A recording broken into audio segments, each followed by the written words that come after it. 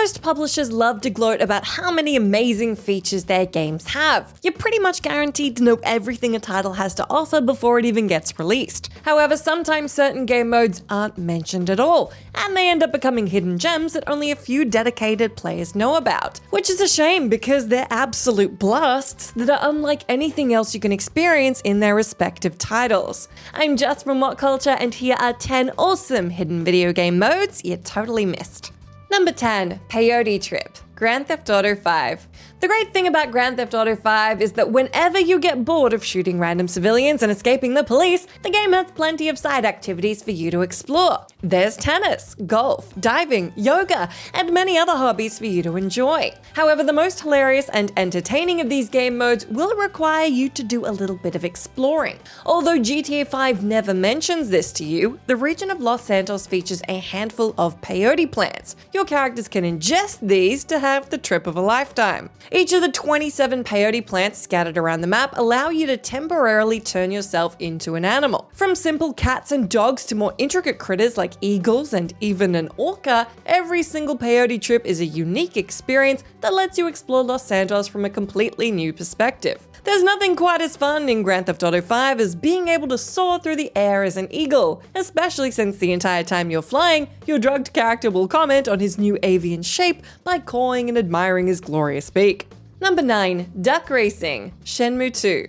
If there's one thing people remember about the Shenmu series, it's all the weird minigames Ryu was able to play while searching for the man who killed his father. That's the plot of the game for those who were too busy blowing their allowance on arcade machines. However, there's one particular minigame that went under people's radar, even though it's the most interesting and intricate one in this series. Duck Racing. Yes, Shenmu 2 allowed you to participate in illegal street races involving ducks in adorable little bows. The reason most people don't know about this was because the minigame was a secret, and you could only unlock it after Ryu won 2 medals by participating in street fights. After that, you were able to catch your own duck and then pit it against other aspiring athletes of the waterfowl variety. The sole concept of the minigame was pretty wild, but what's even weirder is that it was also quite complex. The duck was controlled by the player, and it had its own stamina stat that could be increased with frequent racing. If that wasn't enough to convince you duck racing is great, your duck's main rival was a penguin.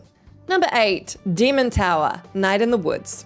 Night in the Woods is a 2017 adventure game where you play as a college dropout named May, who returns to her hometown right as it's plagued with random disappearances and occult sightings. The game mostly revolves around your day-to-day life in Possum Springs and solving the town's mysteries, but it also features some minigames, one of which is hidden on your character's computer, looking deceptively inconspicuous. Like any other young adult with too much time to spare, May likes to fill up her empty hours with a certain video game called Demon Tower.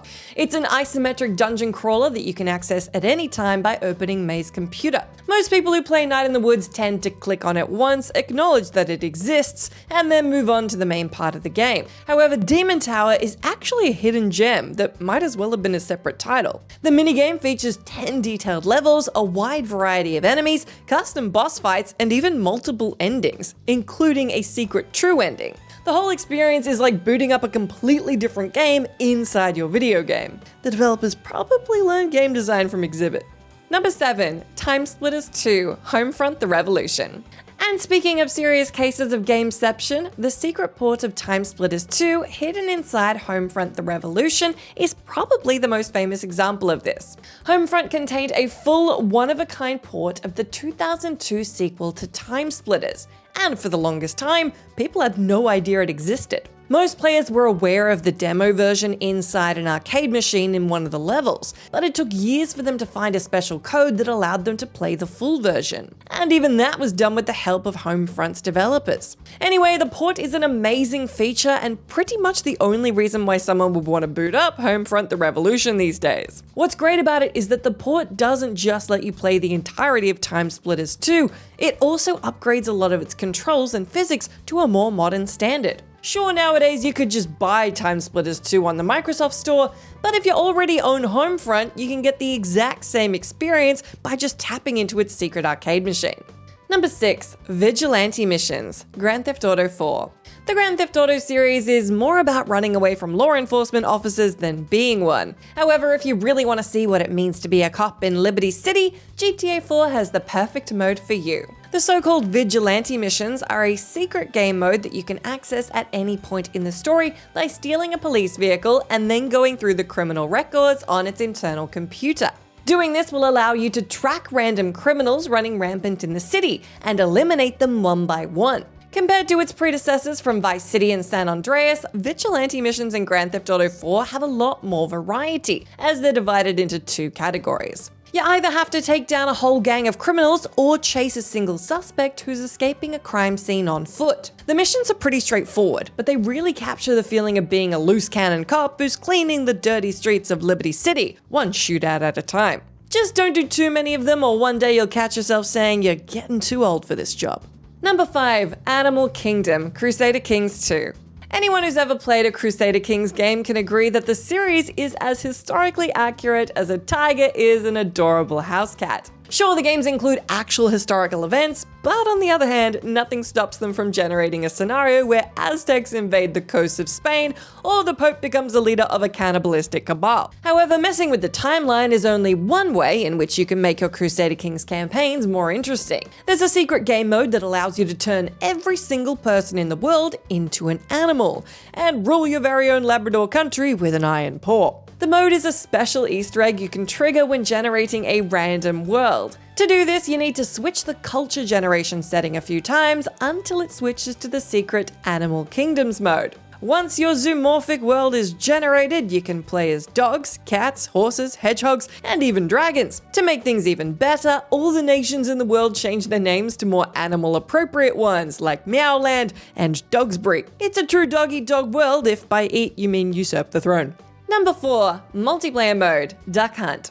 This might come as a surprise to many, but the original Duck Hunt for the NES includes a secret multiplayer mode which allows another player to control ducks while you try to shoot them. The reason why this mode isn't widely known is because it's only mentioned in Duck Hunt's manual, and you can only access it in the one duck mode, which, let's be honest, isn't really that fun if you're playing against the AI. However, when it's another human being that takes the duck's proverbial reins, one duck mode is like a completely different game. It becomes a huge competition between one player trying to aim their plastic gun at the screen and the other annoying the duck out of them. It's definitely worth trying out, but if you play as the duck, don't push your friend too much, or it won't just be the laughing dog they'll secretly want to shoot. Number 3. Darts, Stardew Valley. Stardew Valley is a game that seems to never run out of secrets. Every time you think you've seen everything the game has to offer, a new update will drop and add a bunch of new secrets for you to find. One of them is a neat little minigame that you could play by visiting a group of friendly pirates. A while ago, the game added a new island location that the player can visit by fixing Willie's old boat. The island is home to a secluded cave called the Pirate Cove, and while it's usually empty, every now and then its owners come back to it to rest their sea-weary peg legs. The player can interact with them to get some mead, but they can also challenge them to a friendly game of darts. The minigame is simple, but it's also incredibly addicting. Plus, the fact that you're playing it inside a pirate bar blasting shanty songs really adds to the experience. Number 2. Goblin Wars, The Elder Scrolls Oblivion. The Goblin Wars are a hidden mechanic in the Elder Scrolls Oblivion that allows the player to set up conflicts between different goblin tribes in the region. Watching them fight each other to the death is a lot of fun, which is why it's a shame the game never really explains how the wars work. The region of Cyrodiil is home to 7 major goblin tribes. At the start of the game, 4 of them are already at war with each other, but if you feel like the number could be bigger, you can always bring the other tribes in as well. In order to start a goblin war, you need to steal a totem staff from the lair of your goblin tribe of choice, then place it inside a cave belonging to another tribe. This will trigger an all-out war between them, which will cause the tribes to send out raid parties to each other's caves. If that still isn't fun enough for you, placing a totem anywhere in the world will cause the goblin to send a search party after it, and they'll attack and kill anything in their path. Nothing beats a good goblin war. Number 1. Boom Bam Golf, Legend of Zelda Breath of the Wild. Exploring Hyrule in the latest Legend of Zelda games is an absolute blast. The kick you get when you find a new interesting location to mess around in is just unmatched. Part of the charm is in the minigames you can randomly come across, and amongst the ones included in Breath of the Wild, Boom Bam Golf has to be one of the most impressive. As the name suggests, Boom Bam Golf lets Link play mini-golf, except in this case the ball is a giant boulder, and the entire thing takes place inside a volcanic canyon. Well, at least the rules are the same, as the goal is to hit the ball into the hole in the least number of strokes. What makes Boom Bam Golf so special compared to other minigames is that it clearly had a lot of thought put into it. The location it takes place in is specifically designed to be a golf course, and the camera follows your ball when you play, just like an actual video game about golfing. It's a really fun side activity, but don't get too addicted to it. Someone still needs to defeat Ganon, remember? Gamers form communities around their favourite titles, keeping them alive with discussions, feedback and personal creations such as mods and fan art. And so for this reason, when a person who has greatly contributed to a game's fanbase suddenly passes away, it's obviously a great blow not just to their family and friends, but sometimes those involved with their former favourite game. With that in mind then, I'm Sai for WhatCulture.com, and these are 10 touching tributes hidden in video games. Number 10. Robin Williams, World of Warcraft. Though most people remember Robin Williams as a great actor and stand-up comedian, the man was also well known for his love of video games. He named his own daughter Zelda after the famous Hyrulean princess and was a frequent player on the Manaroth server in World of Warcraft. Apparently, his favourite activity was trolling people in the trade chat, which is how you can tell the man was a true fan of the game. It's no surprise then that when news of his tragic death broke in 2014, the Manaroth players were especially heartbroken. To pay tribute to his legacy, they organised events where they would gather around burial sites in the game and mourn his death. Additionally, Blizzard announced they were going to create a special memorial in Robin Williams' name. The memorial is a small island in the South Sea area where the players can find a dusty bottle. Rubbing the bottle will reveal a powerful genie named Robin, who will say his iconic line from Aladdin, "Infinite cosmic power, itty bitty living space." The genie even has his own lounging space next to the bottle so he can relax on his own private island forever. Number 9. Bad Wolf Mural, Dying Light. The Bad Wolf Mural is one of the many pieces of graffiti the player can encounter in Dying Light. It was added to the game in 2015 as a tribute to a 17-year-old fan of the game, David Acott. Known as Bad Wolf Gaming on YouTube, David was a young content creator who would post Let's Play videos. His favourite game was the freshly released Dying Light. He even stated in one of his videos that he wanted to put at least 1,000 hours into the game. Unfortunately, around the same time, David was forced to undergo liver transplant surgery, which, despite being successful, resulted in him developing a rare form of cancer. David would keep his fans updated on the situation on his YouTube channel, maintaining a positive mental attitude and trying to keep everyone's spirits up. Sadly, he eventually succumbed to the illness and passed away, but in order to keep his memory alive, Accott's brother's friend reached out to Techland Dying Light developers. The company worked closely with David's family to create a special mural in his name. The art piece quickly became a beloved feature of the game and was even added to Dying Light 2 in 2022 as well. Number 8. Roger Rule's server, Guild Wars 2. The story of Roger Rule's tragic passing is a great example of how a game's fans can come together to commemorate an important member of their community. Roger Rule was a long-time fan of Guild Wars and an active member of a Celtic-themed guild in the game called Gashkia. When Guild Wars 2 was announced in 2012, he and his guildmates were really looking forward to playing together. However, Rule sadly passed before the game's release. Upon learning of his death, Rule's online friends decided that they would do everything within their power to have his name immortalised in their favourite franchise. Together, they launched a campaign sending hundreds of letters to Guild Wars developers requesting they name a server after Rule. The devs did just that, launching a server named the Sanctum of Rule once Guild Wars 2 was released. Their tribute to the fallen player didn't end there though, as they also decided to add a special NPC to the game who talks about the legend of a fallen tribune of the Char race named Rule Old Raw. Number 7. The Tomb of Lord Brin, Might and Magic 8. Bill Iberg, also known by his internet alias Lord Brin, was an avid fan of video games and an active member of multiple online gaming communities. His unexpected death in 1999 sent shockwaves throughout the video game industry, and several companies decided to honour his memory in some way. Bill's name appears in Morrowind, Deus Ex and Ultima 9, but the title that immortalised Bill in the most creative way had to be Might and Magic 8. The game features a special dungeon called the Tomb of Lord Brin. The tomb contains a large sarcophagus guarded by by a group of dark elves named after members of the Guild of the Wooden Flute, an internet community of Might and Magic fans that Bill had been a part of. The guild's name is in a reference to a useless item from Might and Magic 6, the wooden flute that the player can actually find inside of Lord Brin's sarcophagus. The best part about this tribute is that it actually turns the wooden flute into an important item. In reference to the Hoke stories Bill and his guild friends made about the flute, the item itself is necessary to unlock a specific secret location in the game. Number 6. Sarah Jenner's Mech Warrior Online.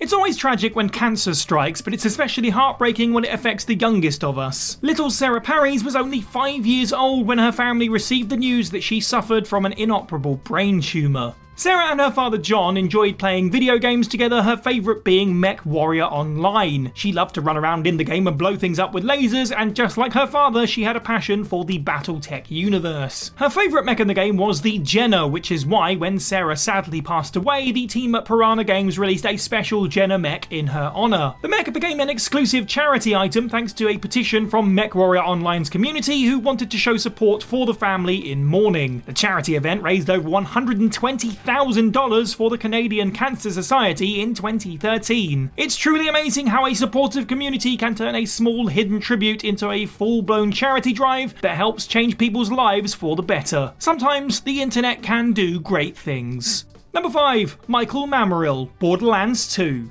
Michael Mammaril, a Borderlands 1 fan, died of cancer in 2011 at the age of 22. He loved playing the game with his friend Carlo, and the two were looking forward to continuing their adventures on Pandora in the sequel. His unexpected death caused Carlo to reach out to Gearbox, the company behind Borderlands, to request they make a eulogy for Michael in the voice of his favourite character from the game, Claptrap. Gearbox delivered and sent Carlo a heartfelt farewell from Claptrap, who halfway through the audio clip saw David Eddings break character to talk about Michael's passing in a more serious manner. The studio then announced they were going to go one step further and pay tribute to Michael by creating a character based on him. The in-game Michael Mammaril is a vault hunter that hangs out in different locations in Sanctuary, giving out rare loot to players that talk to him. He also has a special achievement connected to him called Tribute to a Vault Hunter. It's nice to see that Gearbox was ready to go above and beyond to honour their fallen fan. Number 4. Technoblade Tribute, Minecraft. Technoblade was one of the most prominent figures in the Minecraft YouTube community. His content popularised a variety of special challenges and contests centred on the game, and it was one of the reasons Minecraft saw a resurgence in popularity in recent years. His unexpected death due to metastatic sarcoma in June 2022 was a huge blow to not only his fans, but also the Minecraft community as a whole. Technoblade received numerous tributes from his fellow streamers and content creators, as well as from the creators of Minecraft, Mojang Studios. On July 2nd, 2022, the developers changed Minecraft's title screen to feature a pig wearing a crown in reference to Technoblade's online avatar and skin in the game. The tribute was removed after a month, but afterwards, thanks to Technoblade's fan suggestions, Mojang added a new splash text to the menu screen: Technoblade never dies. It seems appropriate given that his name and numerous donations to sarcoma fighting charities continue to have a significant positive impact to this day. Number 3. Tribute to Evan, Fallout 4. About 6 years ago, two brothers, Evan and Andrew, wrote a post on Reddit to Bethesda thanking the company for providing them with a way to cope with the death of their father. According to the post, the brothers were able to find a distraction from their grief within the then recently released Fallout 4 by exploring the Commonwealth with a robot companion they named after their father, Greg. This reached Bethesda, and the company showed their support to the mourning family by sending them a care package with exclusive Fallout-themed items. Unfortunately, despite this nice gesture, Evan and Andrew weren't spared from experiencing another tragedy. Due to complications with a diabetes-related illness, the younger of the two brothers, Evan, went into a coma shortly after Bethesda sent the letter and tragically passed away at the hospital. This was obviously a huge blow to Andrew, which is why Bethesda decided to go one step further and add a special character to Fallout 4 in Evan's memory. Nicknamed Good Guy Evan by the game's community, the NPC quickly became a fan favourite due to his giving nature and positive attitude. This, according to Andrew, was spot on for the type of person Evan was in real life. Number 2. Eric the Slayer, The Elder Scrolls V: Skyrim. Evan's story is not the only example of Bethesda paying tribute to fans of their games who tragically passed away. A few years prior to Evan and Andrew's stories, Bethesda did a similar thing for a young man named Eric. Eric West was a young fan of the Elder Scrolls games who was diagnosed with cancer in 2011. Eric's dream was to become a game designer, which is why he contacted the Make-A-Wish Foundation to arrange a visit to the headquarters of Bethesda, one of his favourite game studios. The people at the studio were extremely impressed with his knowledge of Oblivion, promising they would create a character based on Eric and put him in the upcoming game Skyrim. Unfortunately, Eric passed away before he could play it, but the character created in his memory is named Eric the Slayer after West's online alias Imok the Slayer. This in-game NPC is a curious and intrepid person who seeks to become an adventurer in Tamriel. The player can help him realise this dream by recruiting him as their travel companion, exploring as many locations as possible together.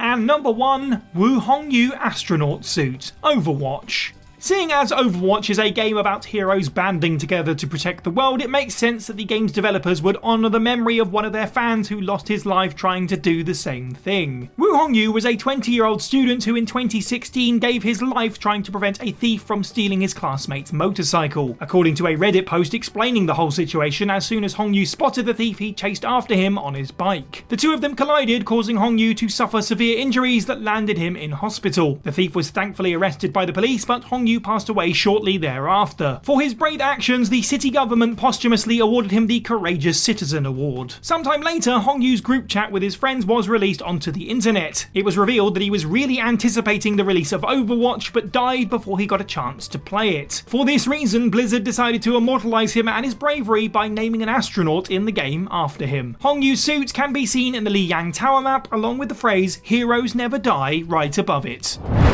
Hello there, friends. Jules here. Hey, what's up? I'm your little buddy. I'm always here whenever there's a voiceover on gaming that needs to be done. And you know what? I consider myself to be your companion. And when it comes to video games, there are a ton of companions that are definitely worth recruiting that can help you out in a pinch. But you know what? Some of them are so deftly hidden that it can take ages for anyone to know that they're even recruitable. Well, let's have a chat about them today. As I'm Jules, this is whatculture.com, and these are 10 hidden video game companions you didn't realise can be recruited. Number 10, Miss Mouse, Paper Mario, The ThousandYear Door. Now, all of your companions in Paper Mario, The ThousandYear Door are tied to the game's plot and get automatically recruited to your party as soon as you reach a specific point in the main storyline. This is why it usually comes off as a shock when you realise there's actually one optional companion in the game, Miss Mouse. Miss Mouse is a thief mouse whose special ability allows you to sniff out any valuable loot that may be hidden around you. To get this character, you need to complete a side mission that appears on the Trouble Center board after you gain at least 4 stars in the Creepy Steeple. The mission will start with a quick chat with Miss Mouse, who will inform you that she wants to obtain a rare item called the Elusive Badge from Hooktail's castle. Once you find the badge and bring it to her, Miss Mouse will give you the option to recruit her, making her the only Paper Mario companion that you can actually miss out on. So, if you're not one to leave any potential allies behind, make sure to spend some extra time in Hooktail's castle and get Miss Mouse what she wants. Number 9, Us, Boulders Gate 3. Now, Us is an intellect devourer from Boulders Gate 3 that appears in the game's tutorial as a possible recruitable ally if the player manages to pull it out of the skull that it got stuck in. Because its role in the prologue is minuscule and you don't see it at all in Act 1 afterward, many people assume that Us only serves as a tutorial companion to make the first few fights a little easier. However, in reality, the creature can actually be encountered later on in the game, and if you did everything correctly, it can even be recruited permanently. In order to re-encounter Us, you'll need to succeed in lobotomizing it shortly after you rescue it from its predicament. The dexterity check will seem not to do anything at first, however once you reach Act 2, the consequences of your choice will take full effect. When you enter the Mind Flare colony in Act 2's finale, Us will appear again. The creature will be trapped in a cage for being deemed malfunctional, and if you help it escape, it will reward you with a brain that lets you summon it whenever you want. Ah, lobotomy. Apparently the best way to make friends. Number 8, Princess Sato, Kenshi. In Kenshi, a brutal survival game about a samurai-themed apocalypse, human life isn't really seen as a precious resource. Slaves are cheap and easily replaceable, but that doesn't mean that having friends by your side isn't important. Allies can help you survive in this harsh wasteland, and although most of the companions you meet are starving and homeless strays, if you know where to look, you can recruit some pretty powerful people as well, including an actual warrior princess. Each of the 3 major factions in the game offers unique perks for aligning yourself with them, and the Shek Kingdom, a faction comprised of an alien race of warriors, offers you a member of their royal family called Princess Sato as a potential secret companion. In order to recruit her, all you need to do is raise the Shek Kingdom's affinity, then declare yourself an official ally of the faction, and finally find Sato in her chamber once the Shek's queen asks you to take her with you. Aside from her royal heritage and diplomatic status, Sato has one of the best starting stats in the game, and with just a little bit of training, she can quickly become your team's strongest warrior. Number 7. The Provost. Wasteland 3. Wasteland 3, the sequel to the cult classic RPG of the same name, but with the 2 instead, and then another one without any numbers on it, hides a lot of strange and bizarre mysteries within its post-apocalyptic world, including a shadowy secret society whose one member is really into hanging out with your team. The Provost is a reoccurring mystery man who speaks only in cryptic Latin messages. He's a secret character that hides inside a locked cell in the Bazaar's Warrens. When you find him, he will decide to join your team and tag along for all of your adventures until you find a Minerva coin. The coin triggers the Provost to mark a hidden location on your map where his buddies from his secret society are gathering. Taking him there will make him leave your party, but if you really enjoy his company and weird Latin commentary, you can just ignore the coin and turn him into an unofficial member of the Rangers for as long as you want. The character can actually prove useful in combat as he's quite good at distracting enemies and sucking up damage. Just remember that because he isn't technically a party member, killing enemies with him won't grant you any experience. Number 6. Loghain. Dragon Age Origins. Loghain McTeer is the primary antagonist of Dragon Age Origins and the man you want to kill for the first half of the game after he betrays your order and abandons his king in battle. And yet, for all the terrible crimes that he's committed, the game actually gives you the option to recruit him. That's right, unbeknownst to most new Origins players, the big bad can secretly be brought onto your team of adventurers in the second half of the story. After your character arrives at Denerim and exposes his conspiracy in front of the city's nobles, you may charge the man for his crimes by executing him in a duel or by forcing him to drink Darkspawn blood and undergo the Grey Warden's initiation ritual, thereby making him an official member of your order. The second option only becomes available if you side with his daughter, Honora, and ignore Alistair's protests. Once he's been recruited, Alistair will leave your team in disgust, but in exchange you get to finish the rest of the game with your ex-nemesis by your side. It's not quite enemies to lovers, but it's still a fun concept, so long as you don't mind losing Alistair in the process. Number 5. Junkyard Dog. Fallout 4. Although Dogmeat is the unequivocal star of Fallout 4, what with all the promotional material showing him walking side by side with the sole survivor, you might be surprised to learn that he isn't the only dog companion in this game. You can actually purchase additional dogs to join you from 2 unique traders in the game, the super mutant Erickson in the Far Harbor DLC and a secret NPC called Gene. Now Gene can appear in your game only via a random encounter on the road, so finding him can be a pretty rare occurrence. He spawns in with a dog, claiming it to be his companion that is also up for sale. Despite this, if you actually want to purchase the dog, you'll need to convince Gene that you'll be a good owner for it, as the man is quite sentimental about the dogs he raises. Once the transaction is complete, Gene's dog will function exactly like Dogmeat in terms of companionship, except she'll have a different appearance and a lack of unique name. Unless you count the words Junkyard Dog as a proper name. Well, given that Dogmeat is a name, perhaps that's not as outlandish as it seems.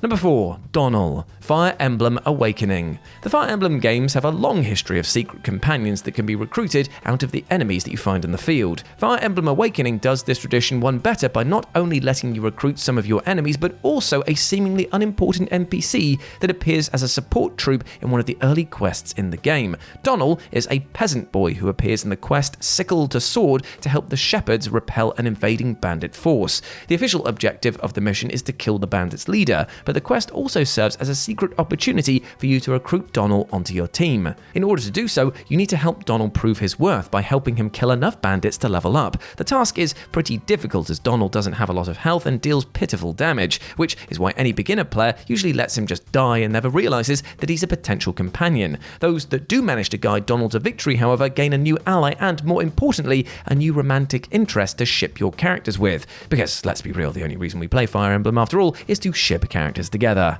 Number 3. Amelia Earhart. Starfield. When somebody asks you who Amelia Earhart is, there are only 2 correct responses. 1, that she was the first female pilot to fly over the Atlantic Ocean, and 2, she's one of the companions in Starfield. Yes, unknown to a lot of Starfield players, the Amelia Earhart, or at least her biological clone, is available as a secret recruit for your captain's ragtag team of crewmates. The clone is part of a side quest called Operation Starseed, in which your character visits an entire colony of clones of famous historical figures and helps them decide on how their society should integrate with the rest rest of the galaxy. After you complete the mission by siding with any of the 3 leading factions in the colony and receive your reward, you can come up to Amelia Earhart's clone and ask her if she would like to join your crew. The clone will be glad to lend a hand, and just like that, you will have one of the most famous pilots in Earth's history flying your spaceship. Number 2, Miko. The Elder Scrolls V Skyrim. Skyrim's huge map features plenty of interesting places where a potential ally may hide just around the corner. Every major settlement in the region has at least one character who can join your cause, from mercenaries to mages, but if you go exploring outside of the walls of civilized places, you might be surprised to find that there's a new companion of a more canine variety out there called Miko. Miko is the only unique dog companion you can encounter in Skyrim, and easily the goodest boy in the entire game. The only way to recruit him is to find the hidden hut of his former master, which is why if you're not one for random exploration, you may not realise that Skyrim allows you to adopt your very own pet. Miko's hut is located to the south of Solitude and east of Morthal. Once there, you'll learn that Miko's previous owner died due to a terrible illness and that his dog stayed by his side right until his tragic end. From that point, you can ask Miko to follow you around and let him have a bit of fun after losing his former master. And number 1, Kaya, Pathfinder, Wrath of the Righteous. The 2021 RPG Pathfinder, The Wrath of the Righteous, is a brilliant title with an extensive character creator, plenty of memorable characters, and myriad of choices for you to make along your journey. Because the game is so expansive, it can be pretty hard to keep track of everything, and this includes learning how to recruit all of its 23 unique companions that are scattered across multiple playthroughs, paths, and origins. Kaya, unlike the other undead companions that tend to be recruited as you progress through the story, can only be brought back to serve you if you manage to trigger a very specific outcome in the 3rd act of the game. More specifically, you have to provoke the Cavalier to attack your ziggurat and repel the attack. Once you deal with the attack and all your foes lie dead, you can find his corpse amongst the casualties and get him to join your army of undead servants. First you coerce him, then you slay him in combat, and then you bring him back to life to become your friend. That is weird, my dude. Playing in hard mode is already a challenge in and of itself. However, some games, including of course the ones I'm about to tell you about, decide to make you unlock it anyway behind a whole set of other challenges. The fruits of hard labor have never tasted so bitter as they do with the following secret hard modes, as your reward for taking on the challenge of unlocking them is to be able to suffer even more. I'm Jess from What Culture, and here are 10 video game hard modes hidden behind unique challenges. Number 10, Wes Dont Starve. The survival game Don't Starve offers players up with a suite of different characters who all have their own abilities and special quirks. Most of these characters are locked by gaming experience points, but some of them are locked behind special challenges, so you need to complete those in the game if you want to access them. To make things more interesting, one of these special characters is designed specifically to make survival more difficult. Wes is a secret mine character, and if you want to play as him, you'll need to rescue him during Maxwell's challenge maps. He's considered a hard mode character by Don't Starve's community, as he has the lowest stats of all the characters in the game, and being a mime, he's unable to speak, forcing you to identify objects and Wes's needs all by yourself. The character's designed with veteran players in mind, providing them with a considerable challenge when they want to survive without any extra gimmicks and with barely enough health and sanity to feel comfortable. Which is probably why the game asks you to complete a set of challenges before you can play as him. Number 9, Frisk Undertale. Undertale is full to the brim with secrets and Easter eggs. Its special hard mode is, in fact, an interesting combination of the two. The mode is a secret that can only be unlocked in the intro sequence of the game. When Flowey asks for your name, you can input Frisk, and if you do so, you'll be thrown into a special, super tricky version of the game that, quote, will make your life a living hell. And yeah, it really does that. The mode only works until the end of Ruins, but it still makes the enemies there significantly stronger and alters some minor things in the later parts of the game, like erasing the labels on switches and disabling the effects of certain items. The fun thing about Undertale's hard mode is that despite it not requiring the player to finish the game, you technically still need to do it to learn the protagonist's true identity and have the idea to use it as their name. It's an interesting reward for players who are attentive enough to learn this secret in the first place and then decide to apply it in a creative way. Number 8, Mad Chainsaw, Resident Evil 4 Demo. Resident Evil 4 Remake's demo version is a rare example of free preview content that's worth playing even if you've had the chance to play the full release. The reason for this is the secret hard mode that Capcom hid inside the demo version. Named Mad Chainsaw Mode, the difficulty setting makes all the enemies on the map significantly more difficult, and replaces some of them with brand new supercharged variants that'll make survival a nightmarishly impossible task. On top of that, the enemy placement is randomized, so you can't rely on your previous knowledge of the game. Mad Chainsaw Mode cannot be unlocked normally. You either have to be lucky and have it randomly trigger on one of your playthroughs, or use a cheat code. The mode is an interesting addition to the demo, as it turns it into something of an odd arcade game. You don't play it to see what the remake has to offer, you play it to see how long you can survive this nightmarish rendition of the game. A game which is already its own nightmarish rendition, so there you go. Number 7. Charismatic Autobiography, Yakuza Zero. The Yakuza series is known for two things: ridiculous over-the-top comedy and ridiculous over-the-top combat. These two things are combined in its secret hard mode item from Yakuza Zero called the Charismatic Autobiography. The Charismatic Autobiography is a special item that you obtain in Kiryu's 6th substory. The item's description says that it causes enemies to swarm you in battle, but that's really the tip of the iceberg. In reality, the Charismatic Autobiography causes all of the NPCs in the game to attack you on sight. The NPCs are also a little stronger, making the game feel more like a horror survival title than your typical Yakuza game. No matter where you go and what you do, as long as you have the Charismatic Autobiography equipped, you can expect an endless parade of battles with random strangers that'll test your skills and your patience. The item is supposed to pose a massive challenge, and it's trickier than any of the other hard modes that the game has to offer. Because, the true hard mode is the enemies we made along the way. Number 6. Richter, Castlevania Symphony of the Night. Castlevania Symphony of the Night differs from the other entries in the series in that it doesn't put you in control of a monster-hunting Belmont family member. Instead, your main character is Dracula's son, Alucard, who clearly wasn't too creative when making up a nickname for himself. All of this said, if you do want to play as a Belmont, there's actually a hidden cheat code that enables you to do so. All you need to do is type Richter in the name entry screen, and Alucard will be transformed into Richter Belmont, who has his own unique moveset and is considered a much harder character to play as. You see, unlike Alucard, Richter doesn't have access to vampiric abilities or upgradable items. This makes both combat and exploration more difficult, which, combined with the fact that Richter is also easier to kill, creates a far less forgiving experience. It takes time to learn how to use Richter's limited abilities, but once you do, there is something strangely satisfying about defeating the final boss Dracula with only a whip and your own skills. Number 5. Super Sabers, Star Wars Episode 3, Revenge of the Sith. Super Sabers is a secret cheat code from the 2005 Revenge of the Sith game that plays a bit of a trick on the player. From the sound of it, you'd think the cheat would give your characters special lightsabers that would make fighting easier. In reality, the cheat activates a special hard mode that doesn't give you a lightsaber, it gives all of your enemies lightsabers, and they're huge and super hard to dodge. Yes, as a cruel joke at the player's expense, Super Sabers equips your enemies with lightsabers that take up pretty much the entirety of the screen.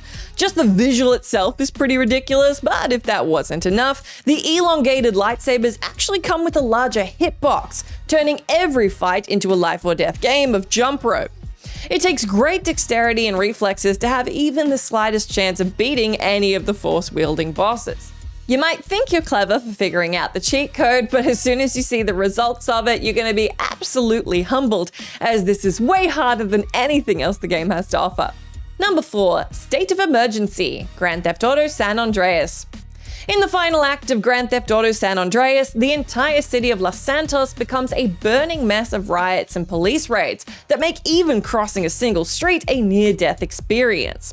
The shift is meant to signify the finality of CJ's fight against his enemies and provide an extra challenge in the last few missions of the game. Now imagine how terrible it would be if you had to play the entire game in this state. Well, as it turns out, this is actually possible with a special mode that you can activate using the State of Emergency cheat code. This mode enables the epilogue riots to happen permanently, turning every civilian hostile and making police and military attacks frequent. Playing the game turns into a brand new challenge at this point as you try to complete missions while simultaneously dodging incoming attacks from angry pedestrians and officers. It's a fun secret that adds some spice to your gameplay if for some reason you felt your criminal undertakings in Los Santos were not difficult or chaotic enough. And if you want to make this mode even harder, you can use another cheat code to give all pedestrians rocket launchers. I don't know why you do that, but you can. Number 3, 1999 mode, BioShock Infinite. The Konami code is one of the earliest cheat codes in gaming and a huge part of its history. After it was introduced in Contra, the cheat became so famous that many other games decided to use the same exact sequence for their own exploits. BioShock Infinite is one of these titles, as you probably guessed from all the entries so far, and it unlocks a spirit-crushing hard mode. If you know the Konami code and are curious enough to use it in the game's menu, BioShock Infinite rewards you with a special difficulty setting called 1999 mode. Choosing it will immediately warn you that it will not make the game feel like BioShock, and it's really easy to see why. Not only does the mode make enemies overpowered, it also affects your respawns. You get a lower number of them, and if you do die, you have to pay money to come back, adding a whole new wrinkle to the BioShock experience. 1999 mode can also be unlocked by finishing the game, but you gotta admit it feels better to unlock it using your knowledge of the decades-old Konami code tradition. Number 2, Dante Must Die, Devil May Cry 5. The funny thing about Devil May Cry 5 is that the hardest boss in the game is the one you fight in the beginning. The game's main antagonist and final boss, Urizen, makes an appearance in the intro sequence to wipe the floor with you while you're still severely under-equipped and have no grasp on the game's mechanics. Your defeat in the fight is what sets off the course of the rest of the game. However, the fight isn't scripted. You can kill Urizen if you manage to, and there are some interesting endgame states if you can pull it off. When you defeat the intro Urizen for the first time, you unlock a secret ending that goes straight to the credits and a special hard mode called Son of Sparta. However, this is only where the fun begins. You see, if you manage to defeat the undefeatable again on the new difficulty, defeat will reward you with an even harder game mode called Dante Must Die, which grants every enemy access to Dante's Devil Trigger. The difficulties can technically also be obtained by just finishing the game, but trying to unlock it this way does feel a lot more impressive. Number 1, Lars Bone, Divine Divinity. Divine Divinity, Larian Studios' 2002 action RPG, is a game that hides its special hard mode setting behind a challenge of a completely different kind, the player's actual computer skills. If you want to try out the greatest challenge that the game has to offer, I hope you paid attention in IT class, because the way to access this isn't actually within the game. You gotta go dig into the game's files and alter them. Don't worry, the process is actually fairly simple when you know what to do. All it takes is going into the data folder of the game and then creating a new file called bone.000. Once the file is created, a new difficulty mode called Last Bone should show up in the options, which will cause the game to spawn endless hordes of extra powerful enemies. The difficulty is ridiculously hard, but the true challenge lies in the peculiar way of finding it. You wouldn't be able to tell the difficulty even exists without hacking the game and discovering the missing file. Now, whether that means Last Bone was meant to be played only by the most hardcore Divine Divinity fans or none at all is a matter for a whole other discussion. However, seeing how impossibly hard and broken the setting is, it's possible the answer is the latter, but let me know what you reckon in the comments. There are some video game enemies who are more trouble than they're worth when an adversary has instant kill attacks, healing powers, a massive health bar, or itsy-bitsy teeny-weeny weak spots throwing the controller across the room in frustration is likely. In situations like this, players wish there was an easier way to put an end to things, and sometimes there is. I'm Sai for WhatCulture.com, and here are 10 video game bosses with genius hidden weaknesses. Number 10, Capra Demon, Dark Souls. After reaching the Undead Burg in Dark Souls, our unnamed protagonist is stopped dead in his tracks by a Capra demon. The brawl takes place in a confined room, dramatically impairing the player's movements. On top of that, the demon's attack dogs keep stunning the player, making it difficult to tackle the sinister satyr head on. Luckily, there are ways to make this bout easier. If the Ring of Fog is equipped, the mangy mutt will ignore our hero, allowing him to focus all his attention on the boss. But by equipping another item, it's possible to vanquish the goat beast before setting foot in his room. That secret weapon is crap. Literally. While standing on the other side of the fog gate, the player can hurl dung pies over the wall, plopping right onto the demon's head. Making contact with excrement triggers the toxic status effect, sapping away the Capra's health. Once he's been hit with 10 or so dung pies, the feral fiend will succumb to his demise. What a way to go. Although there are similar strategies to best the Capra, this one is by far the funniest. Number 9, Hooktail, Paper Mario The Thousand-Year Door. The first chapter of Paper Mario The Thousand-Year Door concludes with Mario duking it out with a dragon called Hooktail. This beefy beast may be the first big boss, but she's not going to make things easy. Throughout the brawl, the wicked wyvern blasts Mario with her fire breath and gulps down his allies when she's feeling a bit peckish. However, the Mushroom Kingdom's beloved hero should have no trouble with Hooktail if he takes advantage of her weakness. In the village near Hooktail's castle, Mario can find a letter mentioning how the dragon fears something beginning with CR and ending in Ikit. That's right, she's afraid of very boring sports. Oh, wait, no, that's not quite what it means. What it's actually getting at is equipping the Attack FX R badge, which lets out a cricket chirp when Mario hits his target. Unless the player found this letter, they'd have no incentive to equip the item since it seems useless. But if Mario batters Hooktail while this badge is in tow, the nasty lizard's attacks and defenses will plummet. After hearing that chirping a couple of times, Hooktail will call it a day. Number 8's Gandahar, Two Worlds 2. In most games, the hero doesn't get a chance to confront their arch-nemesis until the climax of the story, but in Two Worlds 2, the central antagonist, Emperor Gandahar, shows up during the prologue. If the player attacks the Dark Wizard during this encounter, he'll retaliate with a fireball, putting an end to the adventure then and there. Obviously, this meeting is designed so it's impossible to beat Gandahar. After all, the developers wouldn't let the big bad bite the dust in the first couple of minutes, would they? Well, at least not intentionally. After attacking Gandahar, the hero can make their way towards a nearby village and hide amongst the citizens. If Gandahar blasts one of the villagers, all of the invincible NPCs will wail on the malevolent mage, murdering him. And that's it. Once Gandahar's health gauge is empty, it skips straight to the ending of the game, assuming that the player has beaten the main campaign fair and square. Unsurprisingly, this glitch was patched out soon after it became common knowledge, since it allowed players to complete Two Worlds 2 in 5 minutes, when a normal playthrough should take over 20 hours. Number 7, Yu Yevon, Final Fantasy X.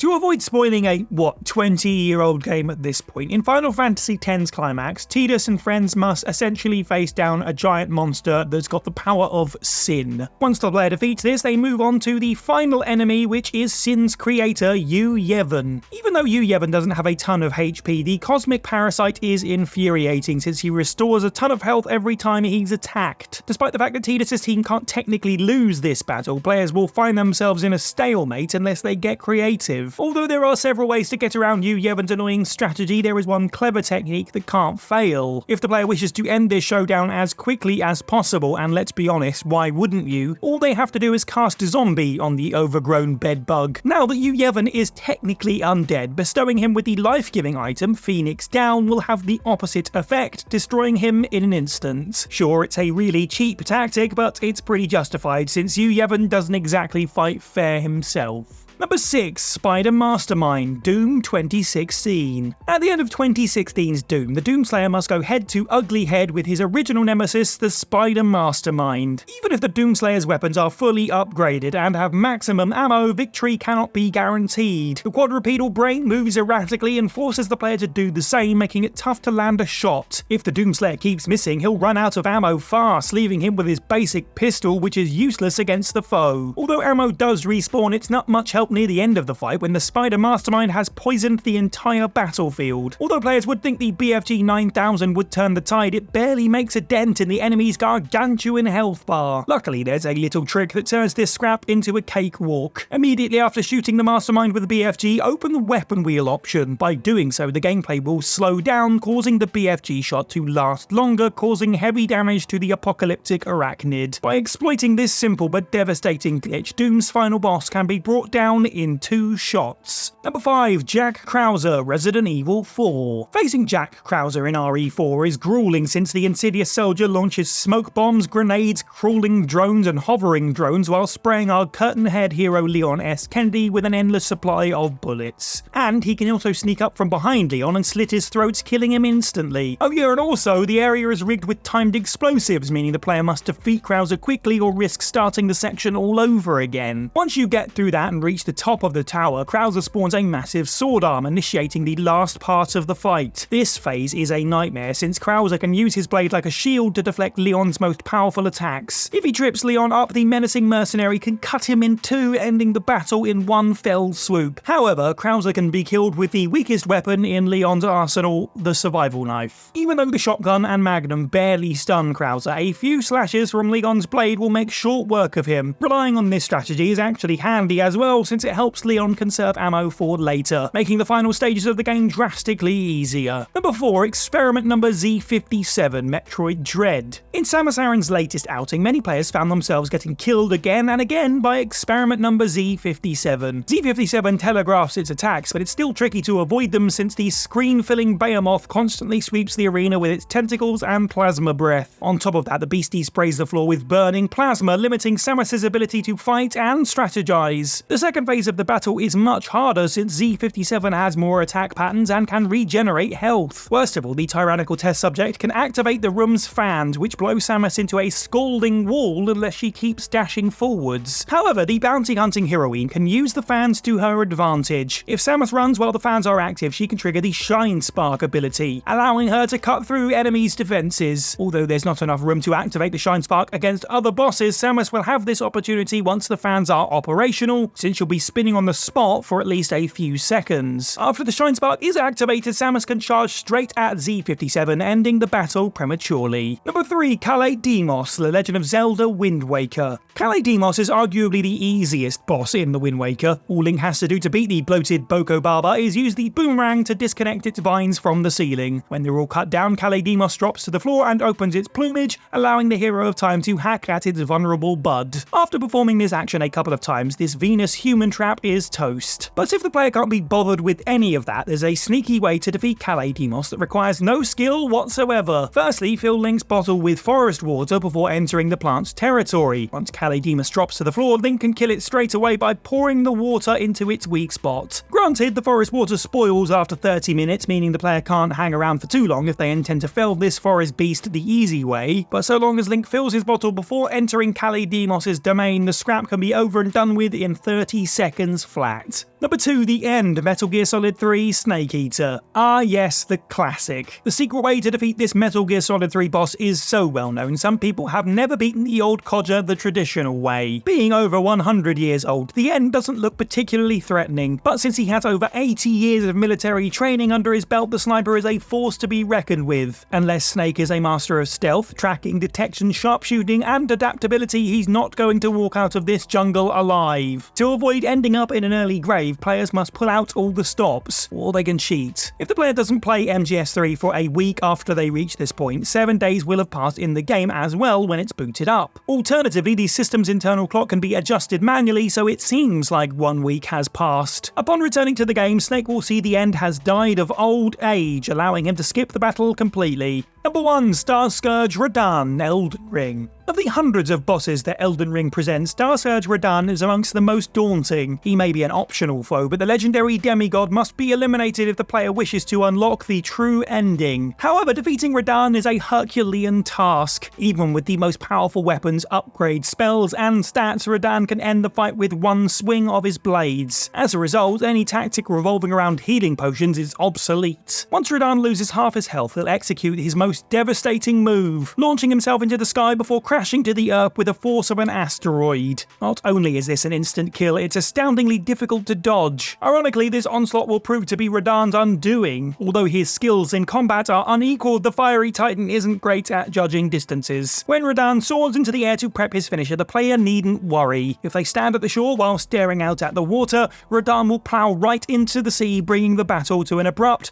but welcome end. Now, no great action game exists without a killer weapon or 12, because if we don't feel tremendously empowered and satisfied while demolishing enemies, honestly, what is the point of even playing? Now, a weapon that's hugely fun to use can elevate a game from being good to absolutely amazing, but sometimes developers will end up cloistering some of their finest work away in paid DLC that is released a few months or even years later. So let's take a look at some of the best that we didn't mind shelling out for us. I'm Jules, this is WhatCulture.com, and these are the 10 best video game weapons hidden in DLC. Number 10, Atom's Judgment, Fallout 4. Now, Fallout 4 released a number of additional weapons in its numerous DLC expansions, though perhaps the best of the lot is Atom's Judgment. Atom's Judgment is an ultra-powerful variation on the Super Sledge melee weapon, which beyond dealing 40 base damage, also doles out at least 100 radiation damage per hit, and far more if you max out all your damage perks. As such, Fallout players were eager to get their grubby mitts on it and start cracking skulls. Yet, because Atom's Judgment was exclusive to 2016's Far Harbor DLC expansion, you first had to throw down around $24 to access it. And beyond that, you also had to complete the Children of Atom's faction questline, which at the end would finally gift you with this glorious heft of hammer. Now, this questline isn't particularly challenging by any means, but it is a little frustrating that arguably the most satisfying to use melee weapon in the entire game was released more than 6 months after the base game of Fallout 4, at which point many players had already moved on. Number 9. Ragnarok. Final Fantasy 15. If you shelled out for Final Fantasy 15's Digital Premium Edition or later dropped $24.99 to pick up all of the DLC packs in the game's Season Pass, you gained access to arguably its very best bladed weapon, Ragnarok. Ragnarok's big hook is that it's an incredible starter weapon if you paid out to unlock it. While it doesn't tout the most immediately amazing stats, it does allow you to administer hellacious amounts of damage by adding massive boosts to Noctis's warp strikes. Effectively, using Ragnarok made the majority of the game an absolute cakewalk, even trivial in parts, because it allowed you to largely just spam warp strike against enemies until they fell over. In fact, Ragnarok stacks the deck so heavily in the player's favour that some who purchased the DLC even opted not to use it during their first playthrough for fear that it would feel like basically cheating, and ultimately dilute the impact of the initial experience. Number 8. Eden Spark, Just Cause 3. When you absolutely positively need to obliterate everybody in the vicinity, accept no substitute for Just Cause 3's Eden Spark, which is exclusive to the game's Bavarium Sea Heist DLC, which launched at a price of $5.99. The Eden Spark is an hilariously potent weapon that, when fully upgraded, borders on overpowered, albeit hilariously so. The game harnesses lightning from the sky to strike the desired target, with the impact of a direct hit being catastrophic enough that basically nothing in the game can withstand it. From fleshy NPCs to fortified structures, all will fall.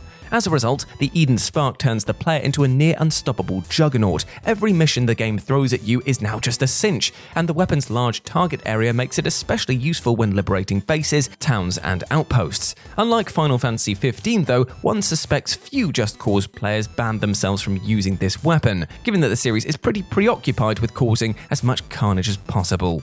Number 7. The Obsidian Greatsword, Dark Souls.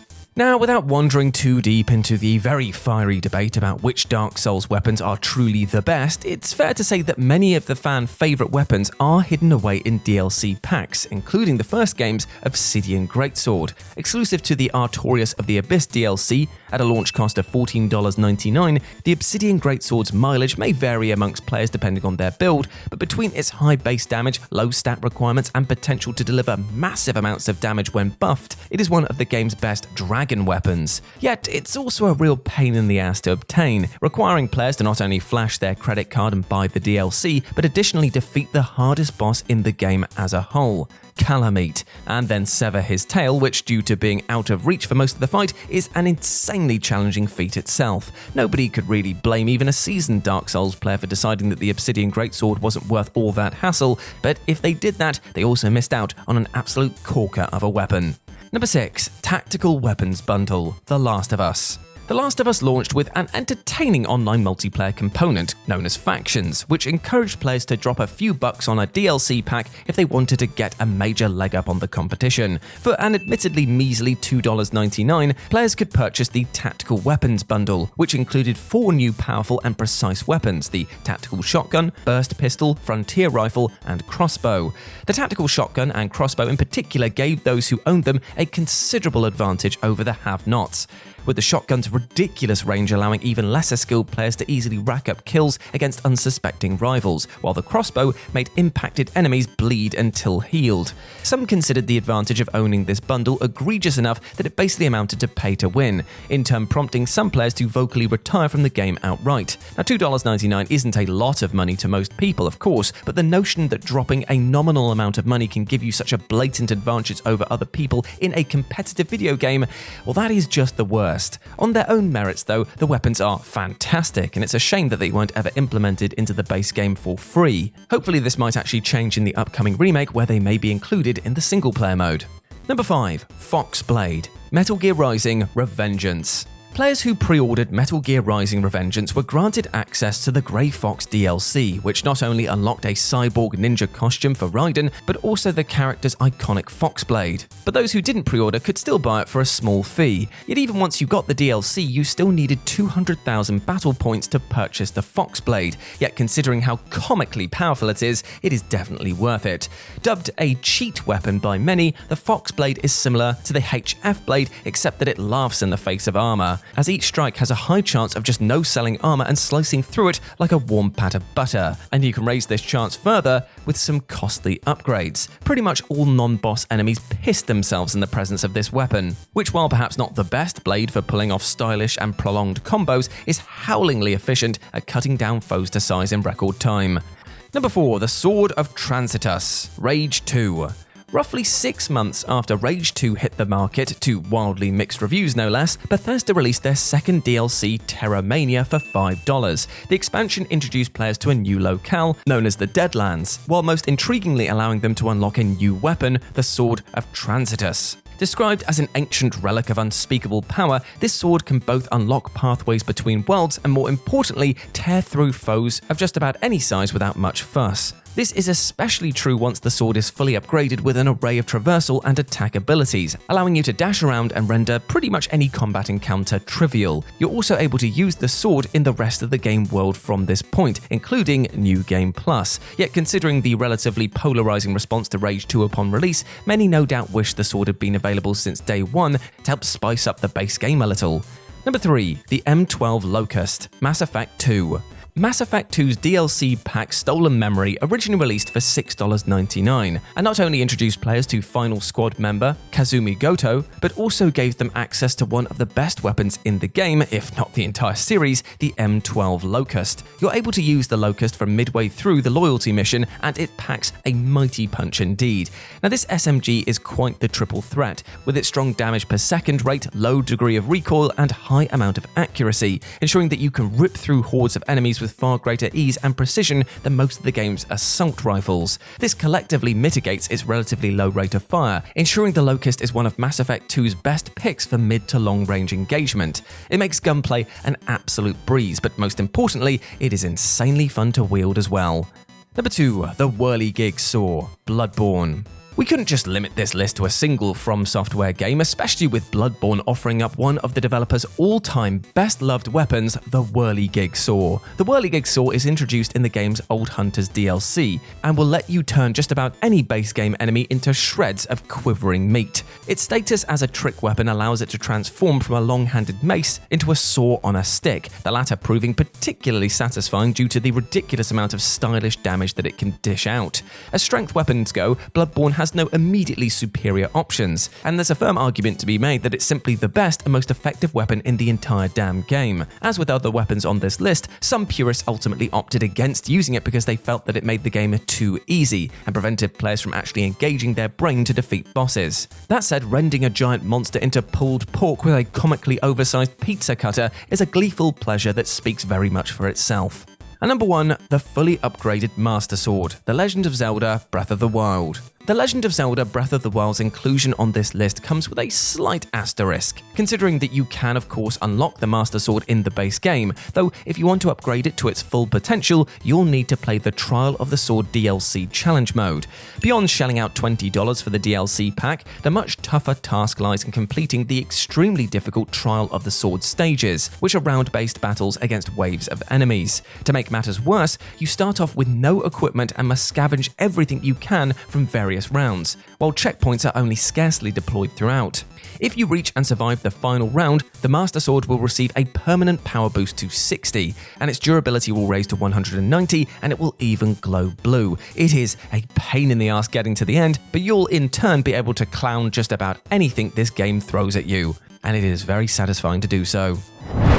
There's an old old axiom that says you don't want to know how the sausage is made and that it's best to just appreciate the surface level of things. With games, this isn't strictly true. Whilst most of us wouldn't understand the intricacies of code, we can at least appreciate the clever mechanics and algorithms that make us feel like the awesome main characters we play as. I'm Sai for WhatCulture.com, and these are 10 hidden video game mechanics that will blow your mind. Number 10, the hidden morality meter, Prey. Prey is a truly unique survival horror game in its ability to make the player feel like their decisions actually matter. The game does it so well, in fact, that sometimes you're not even aware when it takes notice of something you do. In the true ending of the game, and spoiler alert here, which happens after the credits roll, the main character, Morgan Yu, is revealed to be a Typhon that had its memories replaced with Morgan's to test if the aliens are capable of compassion and peacefully coexisting with humans. Depending on the results of this test, the Typhon is either sent to Earth as an ambassador between the two species or killed as a failed experiment. Prey determines the player's empathy levels through several different factors that it secretly keeps track of without ever letting the player know. Your morality is judged not only by the number of people you've rescued or spared, but also by the less obvious things like which psionic upgrades you've unlocked and used. Again, the game never informs you that these upgrades can have an impact on your empathy test. This way it can ensure that whatever you were doing prior to the test was entirely an unbiased choice. Number 9, traffic adjustments, Saints Row the Third. There is something inherently satisfying about driving a car in games like Grand Theft Auto or Saints Row. Zooming through the traffic at breakneck speeds makes you feel like a total badass, but as it turns out, your bravado actually has a secret little helper to prevent you from constantly crashing into other cars on the road. In Saints Row 3, the traffic AI is specifically designed to make your time behind the wheel more satisfying. The brilliantly named Reddit user Shrimp Crackers has commented that the game actually adjusts the traffic so that the cars on the road make more room for the player to perform stunts. Moreover, the player's car is also programmed to automatically slide into the perfect position to narrowly avoid other vehicles. All of those adrenaline-pumping moments when you expertly dodged incoming traffic and thought you'd done the impossible were actually the result of an AI guiding you to the perfect path. Well, at least it looked cool in the moment. Number 8, the game secretly loads when you're in a tunnel, Tony Hawk's American Wasteland. In 2005, Neversoft launched a loud marketing campaign advertising that their newest game, Tony Hawk's American Wasteland, had no levels, no limits, and most importantly, no loading times. In truth, the loading was obviously still happening, but the player was completely unaware of it thanks to a pretty nifty trick game developers use all the time. The secret to Tony Hawk's no loading feature lay inside the tunnels between each location in the game. While the player was skating through them, the game would load all the necessary assets in the background. When the player would finally emerge out of the tunnel, the map would already be there, and it would appear as though nothing had happened at all. This feature is actually a common mechanic in gaming, and it's referred to as dynamic loading. Game developers use things like long corridors, elevators, and doors that take a long time to open in order to load up new stages of the game without subjecting the player to a boring loading screen. Famous examples of this feature include things like the elevator shafts in Portal and the door animations in Resident Evil, and that's the secret to why these games ran so smoothly. Number 7, nuke activation, Warzone 2.0. Nukes appear in many Call of Duty games and modes, but the one in Warzone 2.0 has remained something of a mystery due to the devs never confirming its existence. The mechanic was only discovered 3 days after the game's launch thanks to a Twitch streamer called Wagnificent, and even then most people wouldn't know about the nuke simply due to how complicated and difficult the process of activating it is. In order to blitz the landscape into dust, the player has to complete a 5-stage process. First, they need to win 5 matches in a row, then complete a special mission connected to the nuke and gather the 3 elements necessary to arm it. After that, they need to wait for a bomb site to appear on the map, get the elements to that location, arm the bomb with them, and finally wait 2 minutes for nuclear detonation. Activating the bomb results in an automatic win, but suffice to say, only the most skilled of players actually get it to work. Just winning 5 matches against hundreds of opponents can be a nigh impossible challenge, which is why so many new players may not even know the nuke exists. Number 6, enemies miss you on purpose, BioShock. This hidden feature became well known a few years ago, but a lot of people seem to have misunderstood what the mechanic actually was, creating a myth that is still widespread to this day. The mechanic in question causes the splicers in BioShock to miss their first shot in order to prevent them from killing you instantly and to give you a moment to figure out where the shot came from. The director of the game, Ken Levine, weighed in on a Twitter thread to popularize the myth that enemies are programmed to always miss their first shot. In reality, their programming is far more complex. According to YouTuber DX, the splicers are subjected subjected to an inaccuracy curve that makes their skill with the gun evolve the more you progress through the game. In the beginning, this means the AI will tend to miss more often to help you get your bearings, but over time it will become more accurate and deadly. In other words, if you're bad at BioShock early on, it sure isn't going to get any easier. Number 5. Enemies always go out in style. Half-Life 2. The physics engine in Half-Life 2 is one of the most impressive technological innovations at its time, and it still holds up impeccably after all these years. Contrary to what you might think, the secret to its greatness doesn't lie in its realism, but rather in its ability to make everything infinitely more fun. According to a Reddit post, the engine utilizes a very specific rule for the ragdolls in the game to make action scenes feel more dynamic. When fallen enemies become ragdolls, their bodies will be attracted to ledges and falling points so that they can go out in style as opposed to just slumping down to the floor and doing nothing. Thanks to this mechanic, your guns and crowbar feel like they're packing more punch, and you can feel like an action movie hero as you blast everything off of rooftops and railings. Additionally, the mechanic provides a quick and easy way to clean up piles of dead bodies that take up precious memory space.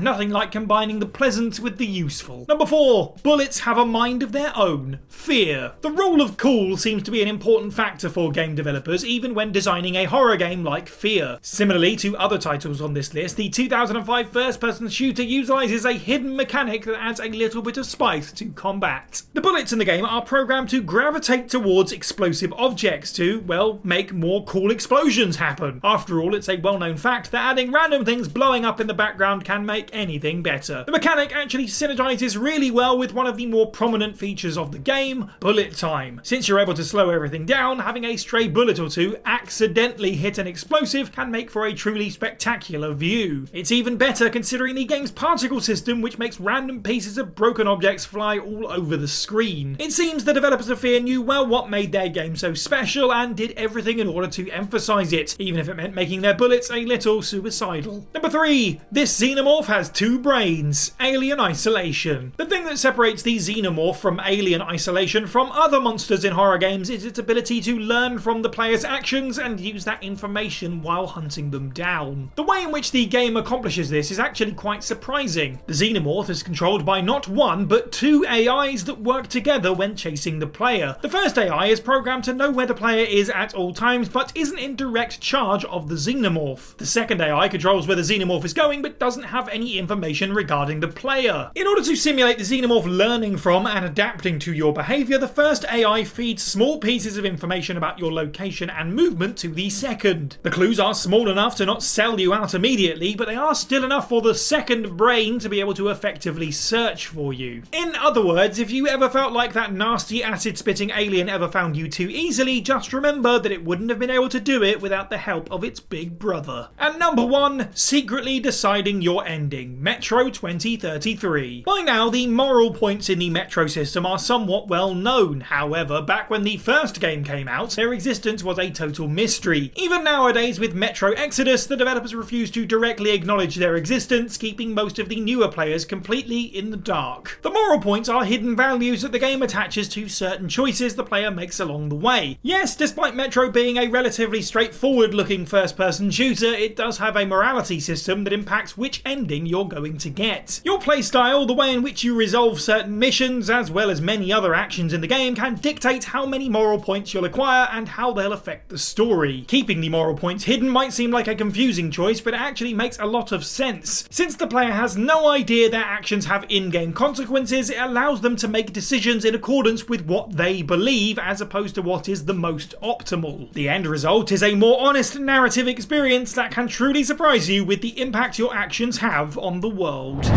Now, with as much time as it takes to make the average video game, it's amazing that developers are still able to implement items into them that most players are not meant to find. Everything from credits to pop culture cameos have been hidden inside your favourite titles as Easter eggs and references. But some of the most fascinating of all of these are wieldable weapons, and that's what we're here to talk about today. As I'm Jules, this is WhatCulture.com, and these are the 10 greatest hidden video game weapons. Number 10, the experimental MIRV.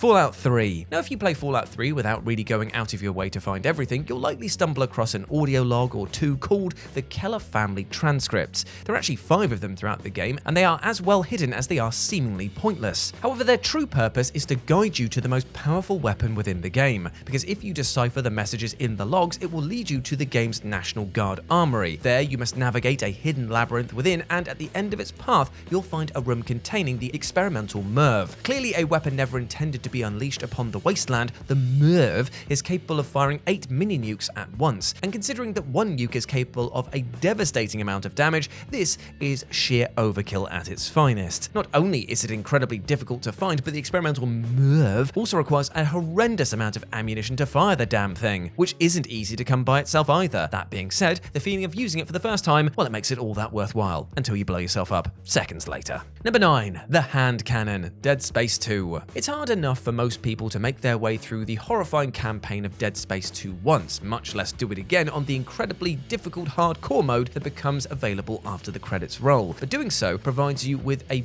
devastating weapon, possibly the most so in all the galaxy, a foam finger called the Hand Cannon. Yes, the ultimate weapon in one of the most terrifying and dark games ever made is a foam finger that makes a bang and pew sound when you fire it. As ridiculous as you may feel while using it, the weapon itself is capable of destroying any regular enemy in a single shot. And if that wasn't enough, it has unlimited ammunition and can fire as fast as you can pull the trigger, so it is the perfect apology for the hell you just had to go through in hardcore mode. Number 8. The Unlabored Flawlessness, Ninja Gaiden. Now, the Unlabored Flawlessness isn't only the coolest name ever devised for a video game weapon, but it's a pretty hefty piece of badass weaponry to boot. But most Ninja Gaiden players will never stumble upon it, because the weapon is hidden within the practically useless wooden sword. You really never have any reason to use the sword at all, and will likely not understand why you would ever want to invest precious resources in order to upgrade the item to its full potential, especially when doing so never seems to improve it at all. However, if you do commit to upgrading the wooden sword to its resource-draining maximum level,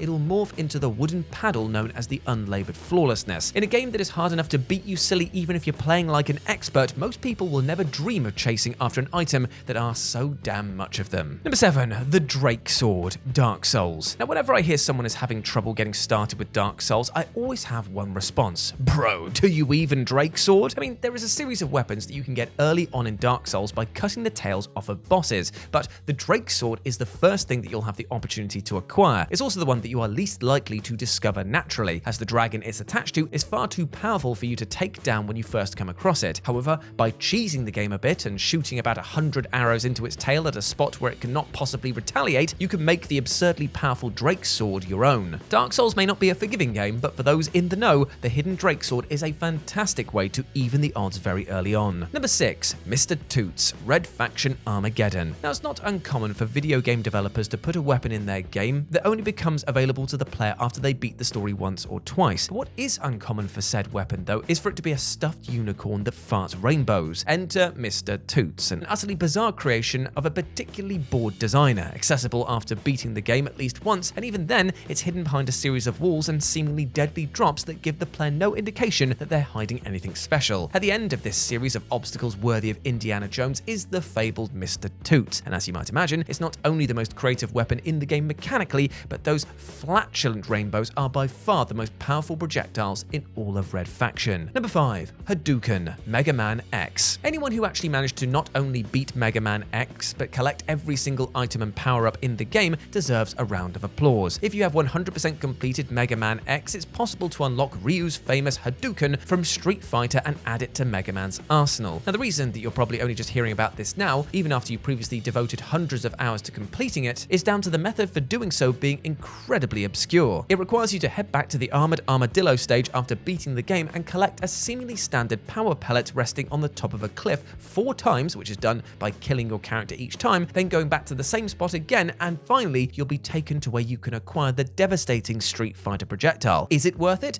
Well, considering that it can one-shot kill anything but the final boss, yeah, it kind of is. Number 4. Bigoron's Sword, The Legend of Zelda, Ocarina of Time. Now, there were 2 kinds of kids that played Ocarina of Time. those that thought the legendary Master Sword was the strongest weapon in the game, and those that quietly laughed at them behind their back with deserved superiority. Now, considering that the quest for the most powerful weapon in Hyrule starts unannounced by acquiring a simple unhatched egg, it's easy to understand why many Ocarina players never knew that Bigoron's sword existed. Its questline is such an obscure series of fetch quests and favors that most players probably felt a genuine sense of accomplishment discovering even a few of them, much less all 12 events that make up the entire process. Things become so difficult and bizarre late on in the quest that it begins to feel like the developers are deliberately trolling you for how much time this is all taking. And gamers have long debated if the slightly impractical two-handed sword is even worth the effort, but the experience of discovering just how to get it, well, it's worth the effort in and of itself. Number 3, Sword of Kings, Earthbound. Now, Prince Pooh is perhaps the oddest of the main party characters in Earthbound. Not only is he a bona fide prince of mystical royalty traveling with an otherwise pseudo-normal group of heroes of destiny, but he's also the only character in the main party who can't wield a weapon. That is, unless you are either particularly patient or extremely lucky. You see, within the game's Stonehenge level, there's a fairly difficult enemy known as the Starman Super. Now, what few Earthbound players know about this annoying foe is that there's actually a 1 in 128 chance that they can drop the only weapon in the game that Prince Pooh is able to equip, the Sword of Kings. The low probability factor of this occurring has led to many stories of Earthbound veterans trying the process hundreds of times without success. Of course, there are those players that accidentally got it on their first try, and those of us that have played the game for years without seeing this sword, well, we hate them the most. Number 2, Excalibur 2 Final Fantasy IX. The Final Fantasy series is no stranger to hidden weapons. Nearly every game in the franchise has featured at least one item that you'll have to go far out of your way to acquire. Of all of them though, Excalibur 2 may just take the cake in terms of obscurity. To get it, not only do you have to interact with a seemingly unimportant pillar in the game's final dungeon, but you have to reach that pillar in under 12 hours of game time. Considering that Final Fantasy IX could easily take you 50 hours plus to beat on a normal run, this is speedrun levels of quickness. Getting to the end of the game under that time has inspired a legion of fans to create a series of elaborate techniques all designed to shave mere minutes off the timer. Of course, most people have simply resorted to a creative method of cheating that involves removing the game's disc at the correct time, and given the absurd difficulty of the real challenge, it's hard to blame them. And number 1, the Scarab Gun, Halo 2. Whoever decided to hide the Scarab Gun in Halo 2 was kind of crazy, but whoever discovered it first was just out of their bloody mind. The basic process of finding the gun sounds relatively simple enough, as you just have to fly a Banshee through a tunnel and onto a bridge where the gun rests. The problem is that you need the Banshee to follow you through the tunnel much of the way without you actually flying it. Then you need to shoot the wings off of it without destroying it so it can fit through a smaller path. Then, and this is the fun part, you need to hijack the Banshee right before the next part of the game loads, which is basically boils down to just a few milliseconds of a time window. Mess that last part up and you'll be starting all over again. And that's if you're keeping up so far anyway. If you somehow manage to complete this incredibly frustrating and painfully difficult process, you'll then have to fly the broken Banshee to an obscure bridge marked only by a single traffic cone. Your reward for this considerable endeavor is a gun that will only last you through the remainder of this very short level, but it can cause nuclear levels of destruction to anything you point it at. The Scarab Gun is infuriating to acquire, incredibly obscure, obscenely powerful, and an experience in and of itself to earn. It is the perfect hidden weapon. For all of its inherent awfulness, at least the internet has given us the likes of the Grimace Shake craze, Barbenheimer, and anything to do with Pedro Pascal in it this year alone. But mimetic humour doesn't just pass around Facebook and Twitter, it sometimes gets immortalised in other forms of media. This list will explore just the tip of the iceberg when it comes to jokes that have taken on such a life of their own that they found their way into unexpected virtual worlds. I'm Sai for WhatCulture.com, and here are 10 secret memes hidden in video games. Number 10, the cake is a lie. Assassin's Creed Valhalla. There might be few, if any, video game memes that have exploded quite like Portal's legendary non sequitur. If you've been on the internet any time in the last decade, you've seen it. If you were online in 2007, you couldn't move for it. It was so constant that people got pretty sick of the cake being a lie, and so Portal 2 made almost no follow-up to it, which is fine because it spread to all other kinds of media. For context, if it's at all needed, the meme refers to a false promise made by the experiment-obsessed AI GLaDOS in Valve's classic puzzler. The suggestion of cake is used as a humorous motivator. However, in various spots outside of the game's test chambers, there are mad scrawlings on the walls, one line repeating over and over, "The cake is a lie." Ironically, "the cake is a lie is also a meme because of the game's final shot that reveals that it actually does exist. A very direct reference to not just the line, but the entire point behind it can be found in Assassin's Creed Valhalla. In Essex lives a man named Chad the Riddler, who tasks the player with 3 brain teasers and the promise of cake as a prize. The actual prize for getting all 3 correct is 20 pieces of silver because, of course, the baked goods were a falsehood. Number 9, Spider-Man pointing at Spider-Man. Spider-Man 2. Spider-Man's 60s cartoon was inadvertently funny. Because of the show's low budget, it often produced odd animation moments or framing set to simple backdrops that have created a slew of image macros. Perhaps one of the most infamous of these is the Spider-Man pointing at Spider-Man meme, which comes from the episode Double Identity. The meme saw a particular spike in the lead up to the movie Spider-Man No Way Home, where it was suspected that Tom Holland, the current MCU Spider-Man, would be joined by previous Peter Parker actors Tobey Maguire and Andrew Garfield. The fever pitch was so high, in fact, that the 3 had to recreate the image themselves when on set during the filming of the movie. Thankfully, Insomniac Games continued this legacy with Spider-Man 2. As the first game that features the player swapping between Peter Parker and Miles Morales, it was primed for a reference to the classic. It's also totally missable. Occasionally, when responding to random crimes in the streets of New York City, you might be assisted by your spider friend. When the fight is done, there's a chance to interact with the other character, which will randomly give off one of several potential animations. One of these, of course, is the 2 pointing at each other in the most wonderful "they did the thing" way possible. Number 8, Craig, Halo Infinite. The Halo franchise is in a weird place right now, and the gameplay reveal of 2021's Infinite certainly didn't help. The trailer was lambasted for its underwhelming graphical fidelity, not looking at all like what people were hoping for out of the next generation of Halo. One particular moment that caught everyone's eye spread like wildfire. A particularly deadpan brute who got the endearing nickname of Craig became the internet's new favourite little guy. Even with the blowback to the game overall, Xbox and 343 Industries weren't shy about embracing the love for the gormless alien and using it in their own social media posts. So that being said, it's no great surprise that it ended up in the game in some form. After all, Halo has a history of including a few unlockable or secret gags over the years, like particularly odd grunt dialogue, or the legendary difficulty exclusive scene at the end of the first game where Sergeant Johnson embraces an elite as they're both blown to smithereens. Craig himself is presumably on tour, but his merchandise can be found at the top of Chaklock's tower in the game, which is accessible via the grapple shot or a vehicle. Here, players will find a stage, musical instruments, and Craig's own debut album. At least he's doing well for himself these days. Number 7, The Dress, Just Cause 3. You know a meme is big when it can have a title as all-consuming as The Dress. The Dress, the only one that mattered if 2015 social media had anything to say about it. This is of course referring to the infamous blue and black dress that looked white and gold to some and sparked a huge debate. The dress itself is in fact blue, but because of a lighting trick, people were convinced it was gold. The two sides went to social media warfare, announcing their allegiance with hashtags and various memes that spiraled from there. Just Cause 3, which launched 10 or so months after the initial hashtag The Dress Tumblr post, contains a not so subtle reference to it found on the balcony of a building in Città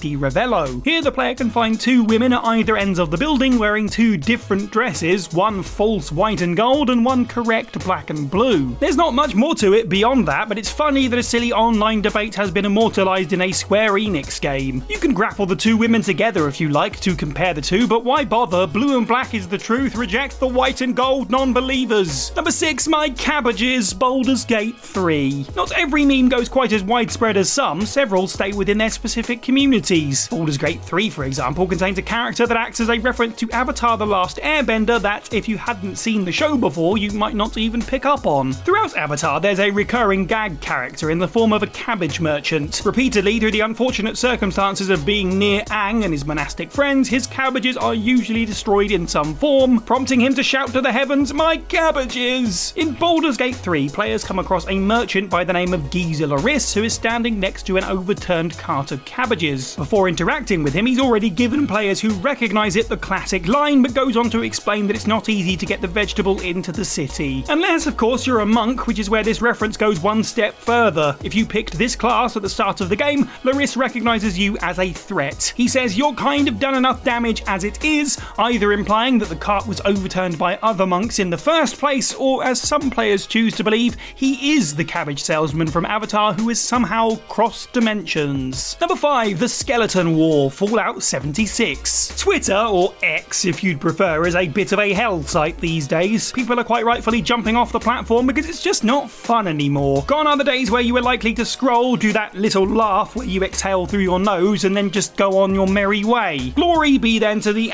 @Drill account, who at the time of speaking is still active and as irreverently silly as ever. The anonymous account, standing at 1.8 million followers, is so popular that it has its own Wikipedia page. It's also got its own shout out in Bethesda's Fallout franchise. Found in Braxton's Quality Medical Supplies in Fallout 76, a note called Skeleton Extraction Guide details a fairly grim procedure for preparing a skeleton for mounting on one's wall like a demented trophy. Despite being fairly macabre, it ends on a much more humorous note. If your tombstone doesn't read Rest in Peace or some variant thereof, you are automatically drafted into the Skeleton Wars. This is a direct reference from Fallout 76 level designer Zachary Wilson to a classic drill tweet from 2013 which reads almost exactly the same. It's good advice. Fallout already has enough problems with radioactive wastelands and deathclaws. We don't need to add corpse warfare into the mix. Number 4, you're breathtaking, Cyberpunk 2077. This is perhaps one of the nicest examples of a meme coming full circle. The hype for Cyberpunk 2077 before its release was incredibly high for numerous reasons. CD Projekt Red had over-delivered with Witcher 3, and the futuristic city RPG concept was fresh and exciting. Perhaps most incredible, of course, was the reveal that action movie megastar, perennial heartthrob, and all-around good guy Keanu Reeves would have a starring role. More than this, Reeves appearing on stage at E3 2019 is one of the best moments in the history of the event. The former Neo looked comfortable on stage, unlike most celebs at E3. It was a genuine surprise, and it delivered an all-timer of a meme when a crowd member took his speech and threw it back at him by yelling,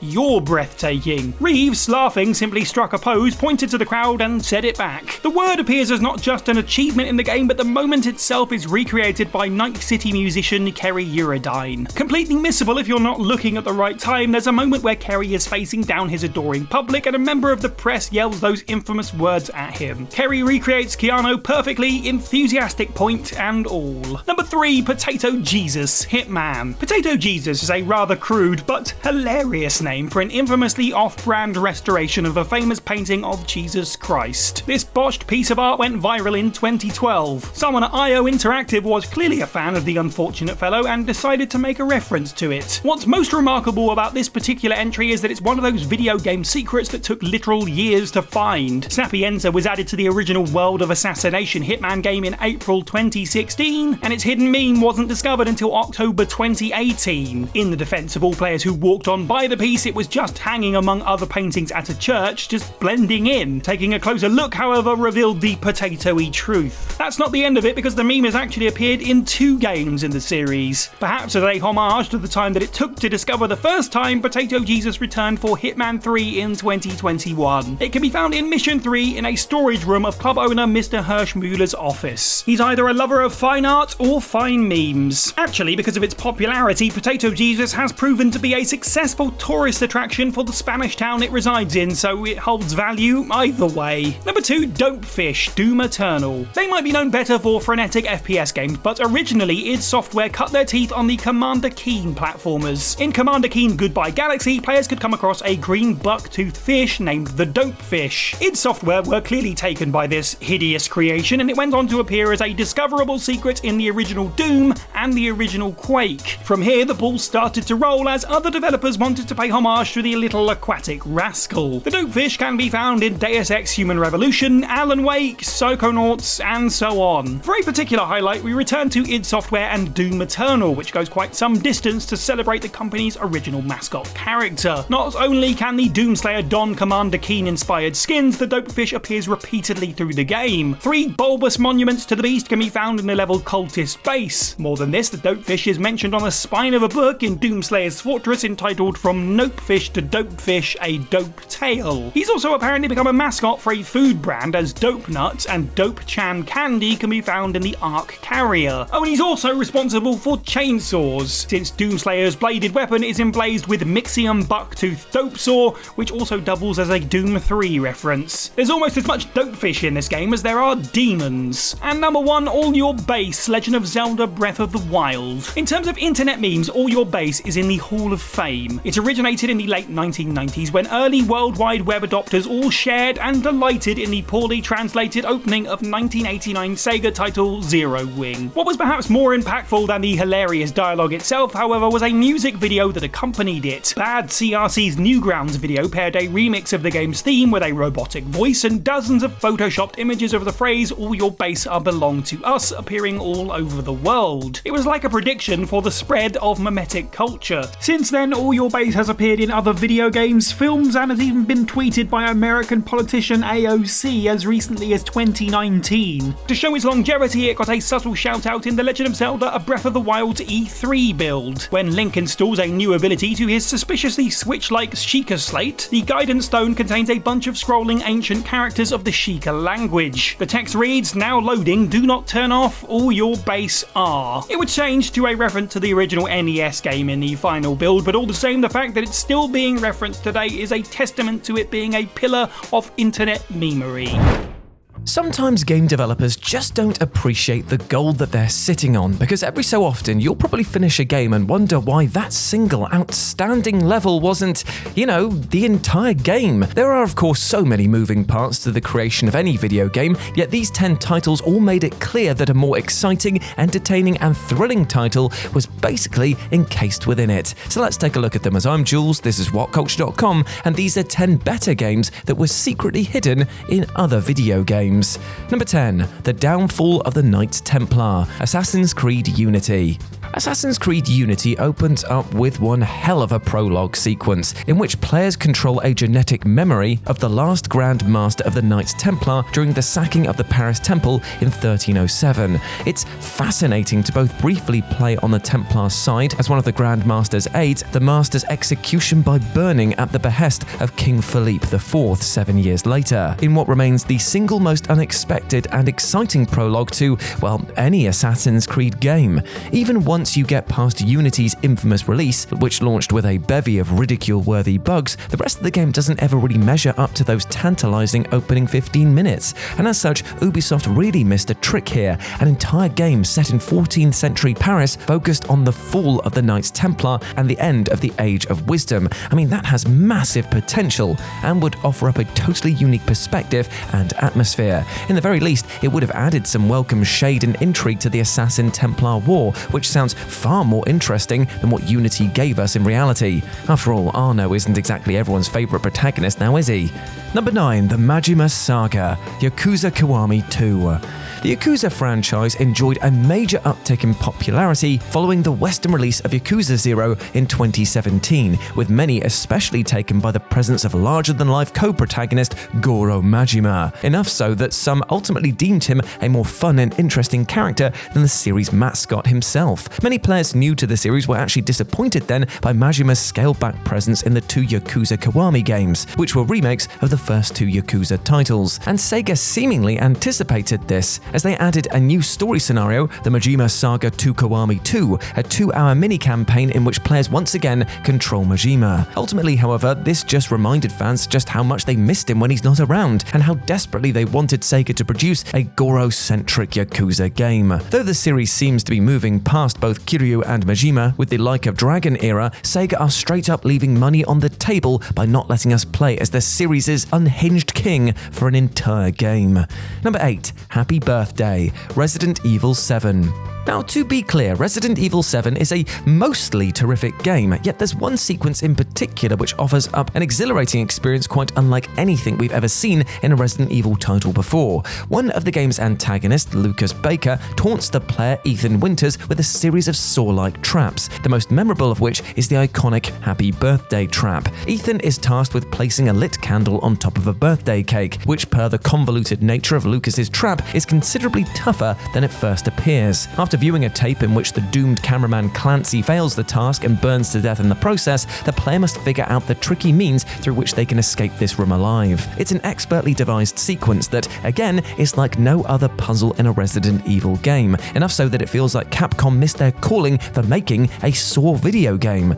Though a couple of mediocre Saw games already do exist, there's an attention to detail in Resident Evil 7's Happy Birthday trap which suggests the team behind it is absolutely capable of delivering a masterfully clever and twisted adaptation of the hit horror movie franchise. Number 7. The Story of Vars, Far Cry 3 and 6.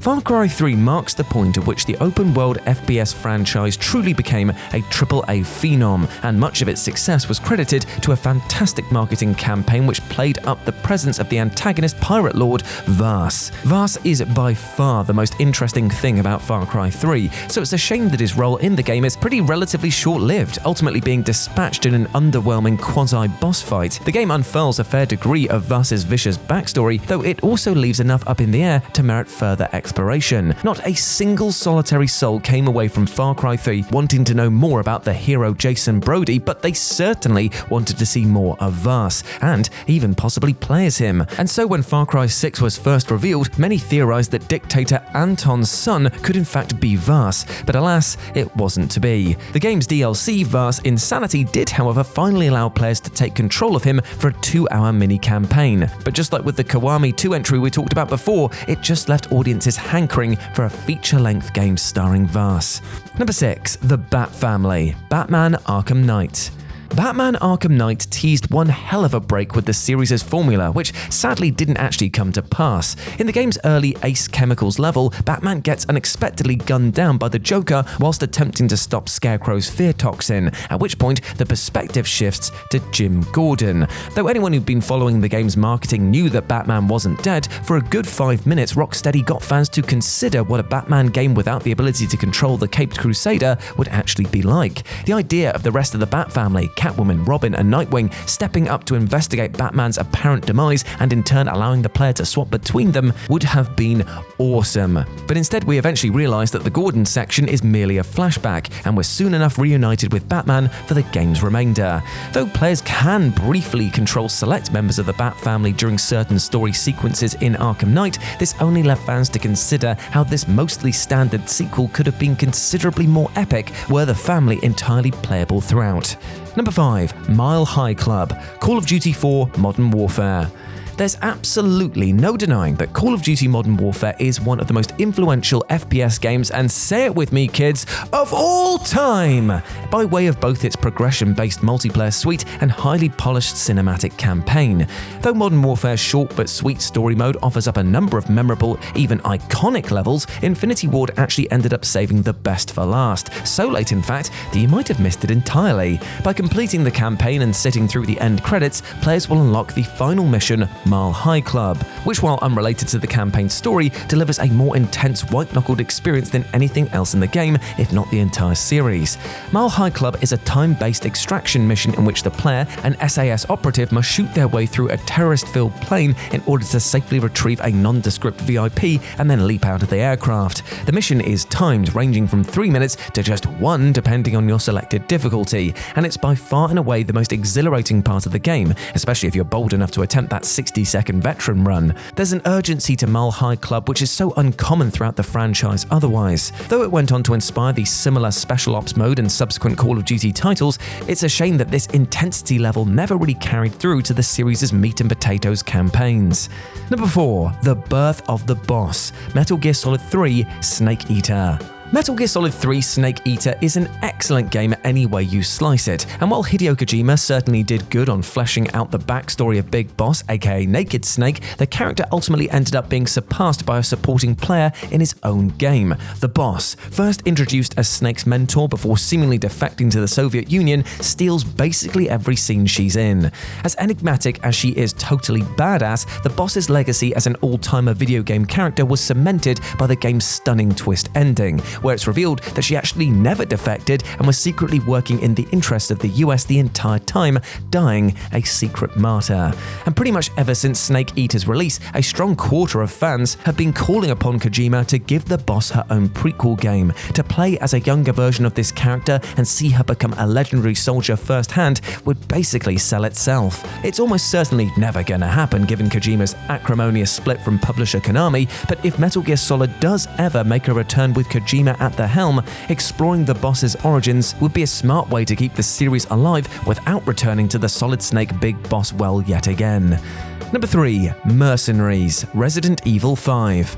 Depending on who you ask, Resident Evil 5 is either a load of old bobbins compared to the brilliance of the groundbreaking fourth game, or a good but not quite great slice of action schlock. But almost everyone can agree that the best part of the entire experience is the Mercenaries minigame, right? Mercenaries, in which the player attempts to kill as many enemies as possible within a set time limit inside a closed area, was first introduced in Resident Evil 3. It can be unlocked in Resident Evil 5 by beating the game once, and offers up an infinitely more enjoyable and intense experience than the rather underwhelming, if certainly not terrible, main campaign. Resident Evil 5 crucially added local and co-op multiplayer to Mercenaries, complete with online leaderboards, whilst the DLC version, Mercenaries Reunion, remixed that gameplay whilst also adding Rebecca Chambers and bloody Barry Burton to the roster. And the mode remains a firm fan favourite well over a decade later, action-packed yet in a way that's tense and requires the player to actually pay attention to what they're doing. Now I know that they actually did release Mercenaries 3D for the 3DS, but come on, we want a bigger, better, and more bombastic version for consoles and PC, because the idea is there, just waiting to be translated.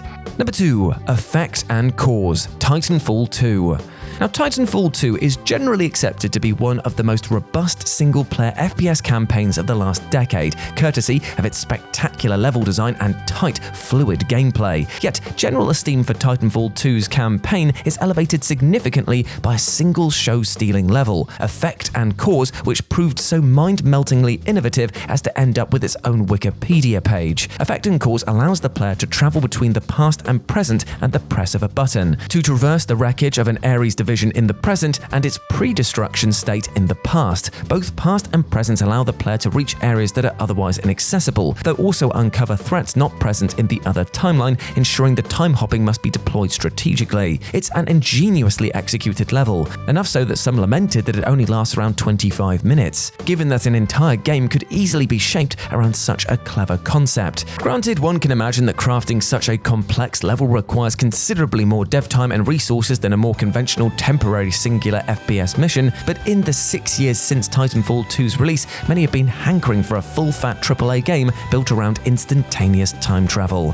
And number 1, The Adventures of Young Nate and Sully, Uncharted 3: Drake's Deception. Though a well-oiled action-adventure blockbuster in its own right, few will hold up Uncharted 3 as their favourite entry into the series, yet it did introduce one inspired segue, which is young Nathan Drake. 2 chapters in the game are devoted to exploring Nate's origin story and inevitably teaming up with a younger Sully. And though these missions comprised maybe 30 minutes out of an 8-hour game, they left many fans eager for an outright Nathan Drake prequel spin-off. Uncharted 4 similarly featured further flashback chapters to flesh out Nate's earlier life, yet that did nothing to quell the thirst for a game which ditched the present-day stuff entirely and focused on Nate in his younger adventuring days. A young Indiana Jones-esque adventure in which Nate and a younger, more physically able Sully travel the world hoovering up treasure sounds like an absolute blast, and in light of Nate's quasi-retirement at the end of Uncharted 4, it would be an organic way to keep his story alive. As entertaining as Uncharted 3 is, if the bulk of the game had been framed by a larger, more expansive prequel story, it's tough to imagine many complaining. Even though Easter eggs are supposed to be difficult to find, it's safe to say they are actually supposed to be found at some point, otherwise why would the developers put them in the games to begin with? At the end of the day, Easter eggs are as much a creation of the dev team as the rest of the game. But what happens if the secret is so specific that no amount of curiosity could ever lead someone to find it? As it turns out, the history of gaming is full of these incidents. Some of the Easter eggs out there are so well hidden, no one discovered them for years, until eventually a frustrated member of the dev team had to step in and reveal the secret themselves. In each of these cases, once you find out what the key to the discovery was, you can see why some insider knowledge was necessary in order to find them in the first place. I'm Jess from What Culture, and here are 10 video game secrets so well hidden, developers had to help you find them. Number 10, Mars Rover, Mass Effect 3. Mass Effect 3 was such a big game that inevitably some of its secrets were going to get lost in its expansive universe. The funny thing about this one is that one of the game's developers had actually gotten so fed up with his little secret fading into the void that he decided to just reveal everything about it to the public. In 2021, 9 years after the release of Mass Effect 3, developer Richard Boisvert created a post on Reddit talking about a Mars rover Easter egg that, according to him, no one on the internet was able to find. The post included a map of the solar panels on Mars, including directions about how to navigate them in order to find the Easter egg. Those who decided to try the solution out for themselves were soon greeted by an adorable little Mars rover who'd drive up to them, nod in acknowledgement, and then quickly scurry away back into the wastelands of Mars. Now, was this 5-second Easter egg worth 10 years of Boisvert's silence? Not really. Did it need such an elaborate way of triggering it? Definitely not. Was it cute as hell? Absolutely. Number 9. Black Monolith Puzzle. Fez. Fez was a really interesting puzzle game that explored a lot of novel ideas and perplexed its players at every step of the way. In fact, one of the puzzles in the game was so very difficult that it required the developers to step in and help solve it. After beating the game and unlocking the New Game Plus mode, players had to test their wits against a strange black monolith in order to obtain the final red cube in the game. Discovering the monolith was a puzzle in and of itself, and then trying to figure out what to do with it was a mystery on a whole different level. No one knew what to do with the monolith for the longest time. Nothing that the community tried seemed to work, and at some point, people started to believe that there was no solution to the puzzle. Eventually, the dev team had to step in and encourage players by dropping some hints.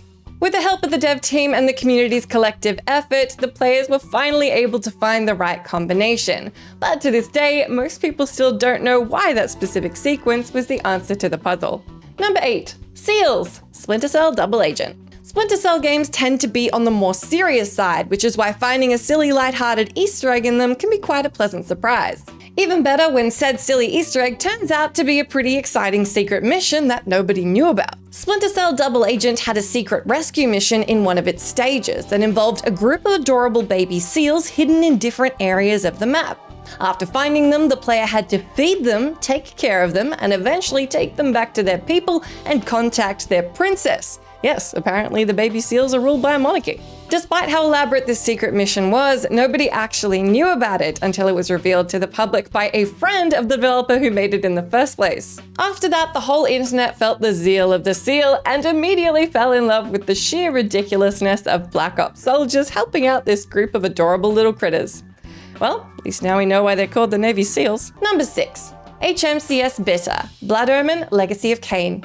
Blood Omen is admittedly a pretty obscure title, but the story about this secret location, which no one knew about for years, is so interesting it'd be a shame not to mention it here. The isometric action-adventure game had a secret ship level called the HMCS Bitter. The fascinating thing is that people didn't even know of its existence until a group of programmers seeking to remake the game in 3D stumbled upon the ship in the game's files in 2010, almost 15 years after the game's release.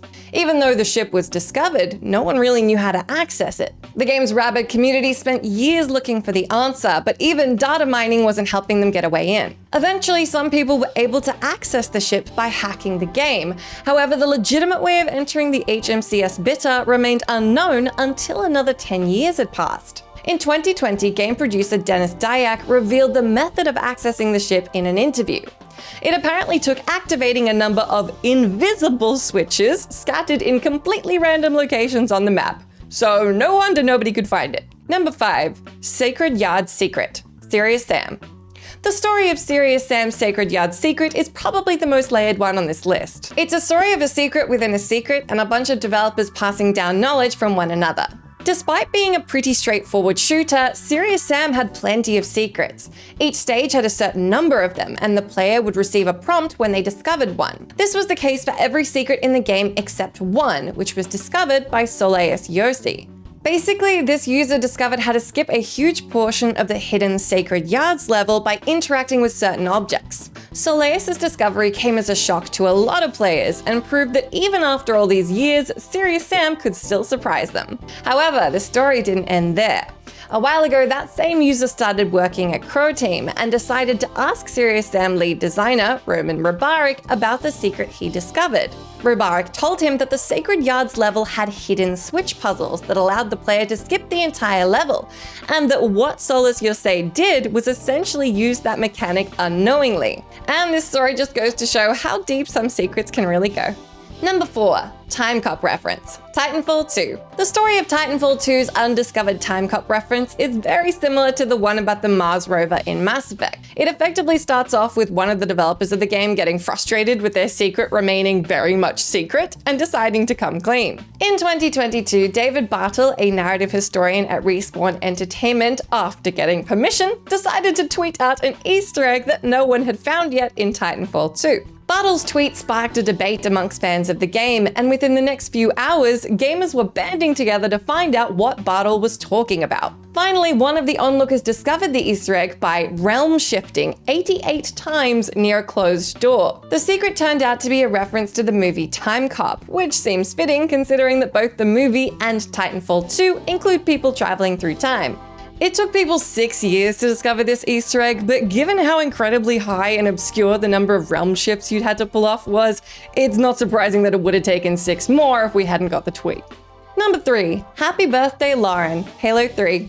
This secret in Halo 3 probably wasn't discovered for the longest time because it was actually intended to be viewed by only one person. More specifically, Lauren, the wife of one of the game's developers. Yes, the loading screen for Halo 3 contained a secret birthday message for Lauren, the wife of programmer Adrian Perez, and it wasn't discovered until 2012. The person who revealed the secret wasn't actually Perez himself, but another member of the Bungie team, John Cable, who hinted at its existence in one of Bungie's mailsack posts. Triggering the message required the player to really go out of their way, so it made sense no one was able to discover it before the reveal. In order to make the message appear, the player had to go into offline mode on their Xbox and manually change the date to December 25, Lauren's birthday. Now, depending on whether or not Lauren knew how to access the message, this was either a great birthday present or a really bad birthday present. Regardless, it immortalized her name as part of one of the most perplexing and elaborate secrets in Halo's history. Number 2. LMD, Donkey Kong. Donkey Kong's hidden Easter egg took over 20 years for people to find, and it was pretty disappointing. In 2008, the writer behind the Atari port of the arcade version of the game, Landon Dyer, revealed to the world there was an Easter egg in the game that no one had yet discovered. Dyer admitted he'd forgotten what the Easter egg was and how to activate it, but assured everyone it was not worth the effort. Despite Dyer's warning, gamers will be gamers, so everybody tried to figure out what it was anyway. The process of triggering it turned out to be stupidly elaborate. The player had to get an exact high score of either 37,000 or 73,000. They had to lose all their lives and then get a game over by falling. And finally, they had to change the game's difficulty to 4. Their reward for doing all this was just as disappointing as what Dyer had promised. It was just the writer's 3 initials appearing on the title screen. Simplicity of this Easter egg aside, it's pretty impressive how long it stayed a secret. Number 1. Calendar Man's Message, Arkham City. Donkey Kong's Easter egg may be the longest kept secret in video game history, but the one in Arkham City takes the cake for completely missing its mark. The secret involved the date-obsessed villain Calendar Man and his curious monologue in which he teased the upcoming Arkham games. The secret was so elaborate that no one was able to find it, even long after Arkham Origins was released, and Rocksteady developers were effectively forced to step in and tell players how to find it. It turned out that the players had to know the date when Sefton Hill and Jamie Walker founded Rocksteady, and then set their console clocks to that exact day. Only after that would Calendar Man drop his secret message. The irony here is that this wasn't even the first time that an Arkham teaser missed the mark and Rocksteady had to step in. Arkham City was actually teased by its predecessor as well, through a room hidden inside the Warden's office in Arkham Asylum. The room hadn't been found for more than a year, and Rocksteady had to drop hints about it to the fans. It seemed they never learned that their marketing tactics might be a little too clandestine. Now, development of even the simplest video game is an extremely fluid process. And once you get into the AAA sphere, it's maddening how suddenly plans change amid the hundreds, if not thousands, of moving parts. As such, it's no surprise that things get cut even extremely late into development. Developers often tend to leave the discarded data in the game's files to prevent any unexpected coding issues, which is what we're going to be talking about today. As I'm Jules, this is WhatCulture.com, and these are 10 hidden video game endings you weren't supposed to see. Number 10. Master Chief finds some allies. Halo Infinite.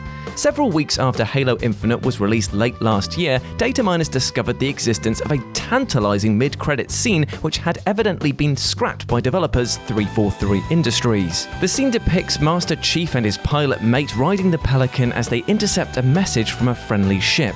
The ship has a UNSC tag with the designation Friend, which is important given that the UNSC incurred catastrophic losses from the Banished at the start of the game. This seems to suggest that Chief and Esperanza will team up with the remnants of the UNSC to take on the Endless in the next Halo game, or it would were this scene not ripped out of Infinite and included only in piecemeal, unpolished form. Ultimately, removing the scene does nothing to prevent any of the storytelling possibilities implied by it, but perhaps suggests that 343 wasn't 100% committed to this narrative direction just yet, and wanted to give themselves an out just in case they changed course. Given that Halo 6 is likely many years away, it was probably a smart call to remove the scene if they weren't totally confident in the plot point.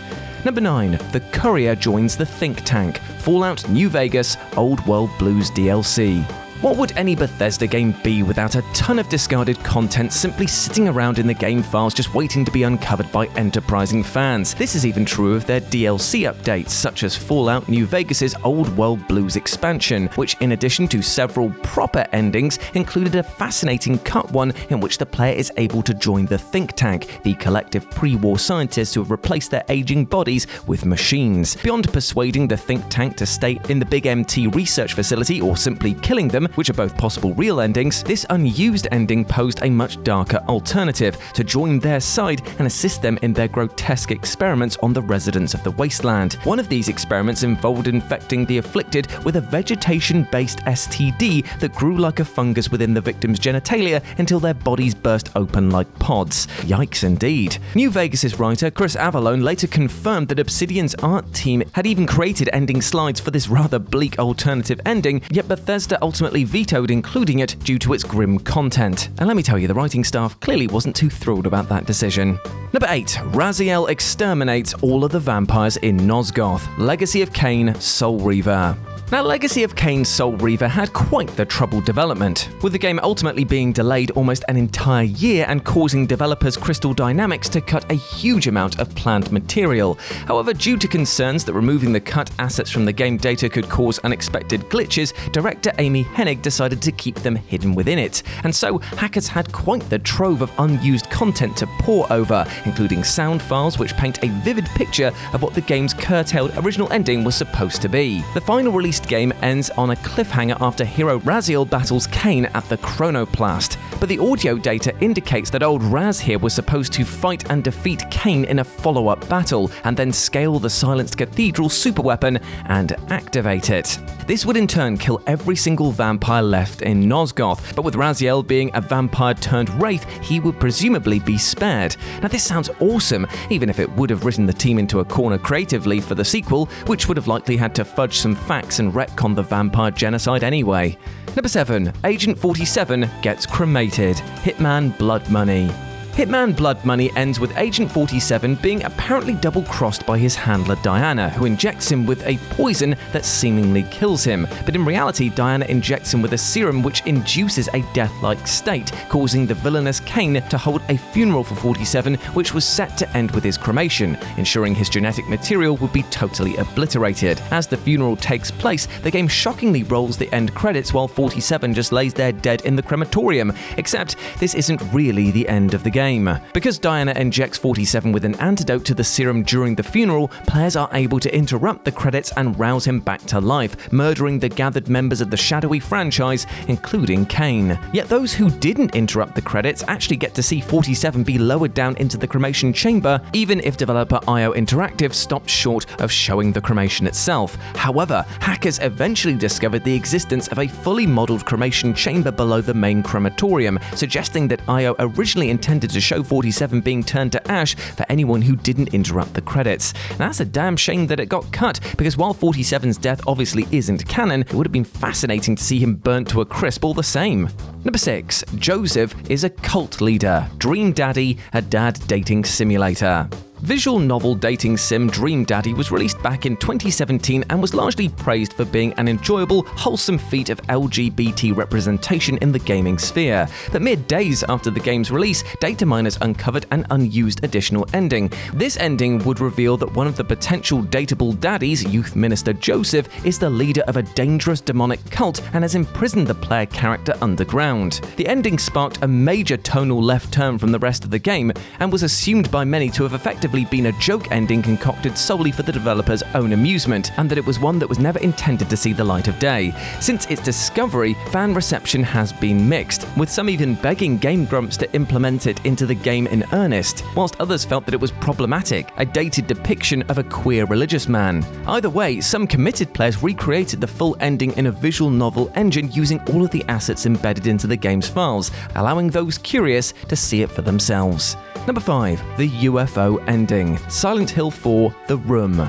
It's little secret these days that the first 3 Silent Hill games feature a number of distinct endings. And more to the point, each one of them has at least one joke ending. In all 3 games, there's a silly UFO ending where aliens descend upon Silent Hill. And though Silent Hill 4: The Room features 4 possible endings, there's no joke ending to be found. But data miners eventually discovered the existence of an item in the game which suggests a UFO ending was originally planned before being scrapped. A channeling stone is included within Silent Hill 4's game code, and given that the object was used to unlock the UFO ending in the first 2 Silent Hill games, it likely would have followed suit here. The fact that the channeling stone has been fully modelled and even has a text description suggests that it was cut pretty late in development, but why Konami opted to remove a long-standing staple of the series remains a mystery. Sadly, the UFO ending cutscene itself doesn't appear to be concealed within the game's code, because a lot of fans sure would have loved to have seen it.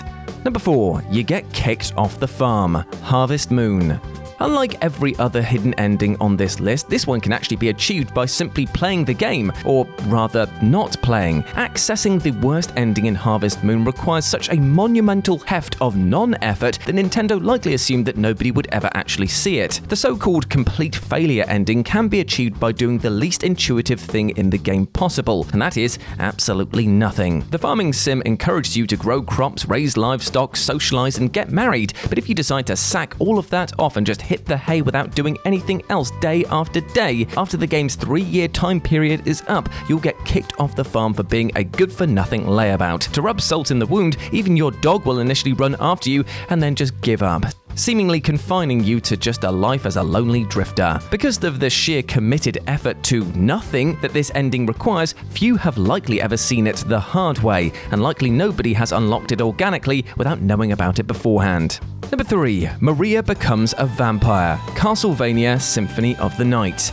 Now, a ton of unused audio can be found within the game data for the beloved Castlevania Symphony of the Night, including many alternate dialogues and encounters between characters, and most interestingly of all, a starkly different unused ending. Now, we can glean from the audio clips that this ending would have seen vampire huntress Maria either possessed or turned into a vampire by the game's primary villain Shaft. Moreover, players would then have to battle the possessed or turned Maria, with the audio suggesting that it was possible for Maria to perish in the ensuing battle after she makes Dracula's castle collapse. In the game's official guide, assistant director and lead programmer Koji Igarashi confirmed that such a scenario was indeed planned for the game, but most of the excised material received the chop due to capacity and timing. Number 2. Lara gets a letter from Jacqueline Natla. Shadow of the Tomb Raider. Within days of Shadow of the Tomb Raider being released, a fan discovered that those who didn't install the game's Day 1 patch would actually be able to view a different post-credit scene. The two scenes admittedly aren't massively different, both showing Lara Croft planning her next adventure in aesthetically distinct versions of Croft Manor, though in the original deleted scene, the camera lingers for a few seconds on a letter sent to Lara from Jacqueline Natla. This name will be immediately familiar to long-standing Tomb Raider fans, given that she was the antagonist of the series' very first game way back when in 1996. However, for reasons that remain unknown, developers Eidos Montreal opted to remove this reference in their final version of the scene. After the unpatched version made its way online, the developer even issued a statement clarifying what happened. They said, during the course of development on Shadow of the Tomb Raider, multiple post-credit scenes were explored. Unfortunately, one of the directions that was considered but not chosen was mistakenly included in the game. The Day 1 patch fixes this error. And number 1, Gregory Kills Jennifer, Rule of Rose. Cult survival horror game Rule of Rose was released way back in 2006, though in recent years data miners have had a field day digging into its data and uncovering a treasure trove of material that was dummied out before release. Perhaps most prominently, this includes a secret ending which got far enough that developers Punchline even fully rendered the FMV video for it, even though the audio was evidently unfinished. The scene in question shows protagonist Jennifer failing to sneak past the murderous Gregory Wilson, who then kills Jennifer's beloved pet Labrador retriever Brown before beating Jennifer to death with a shovel. The end. It's fair to assume that this was originally intended as a game over or bad ending for players who got caught by Gregory during the game's Gingerbread House chapter, but in the final version of the game, Gregory will simply lock you up if he catches you. That the scene got so far into development as to be fully rendered in FMV indicates that the ending got the chop pretty deep into development. And to be honest, for how creepy it is, I'm kind of glad about that.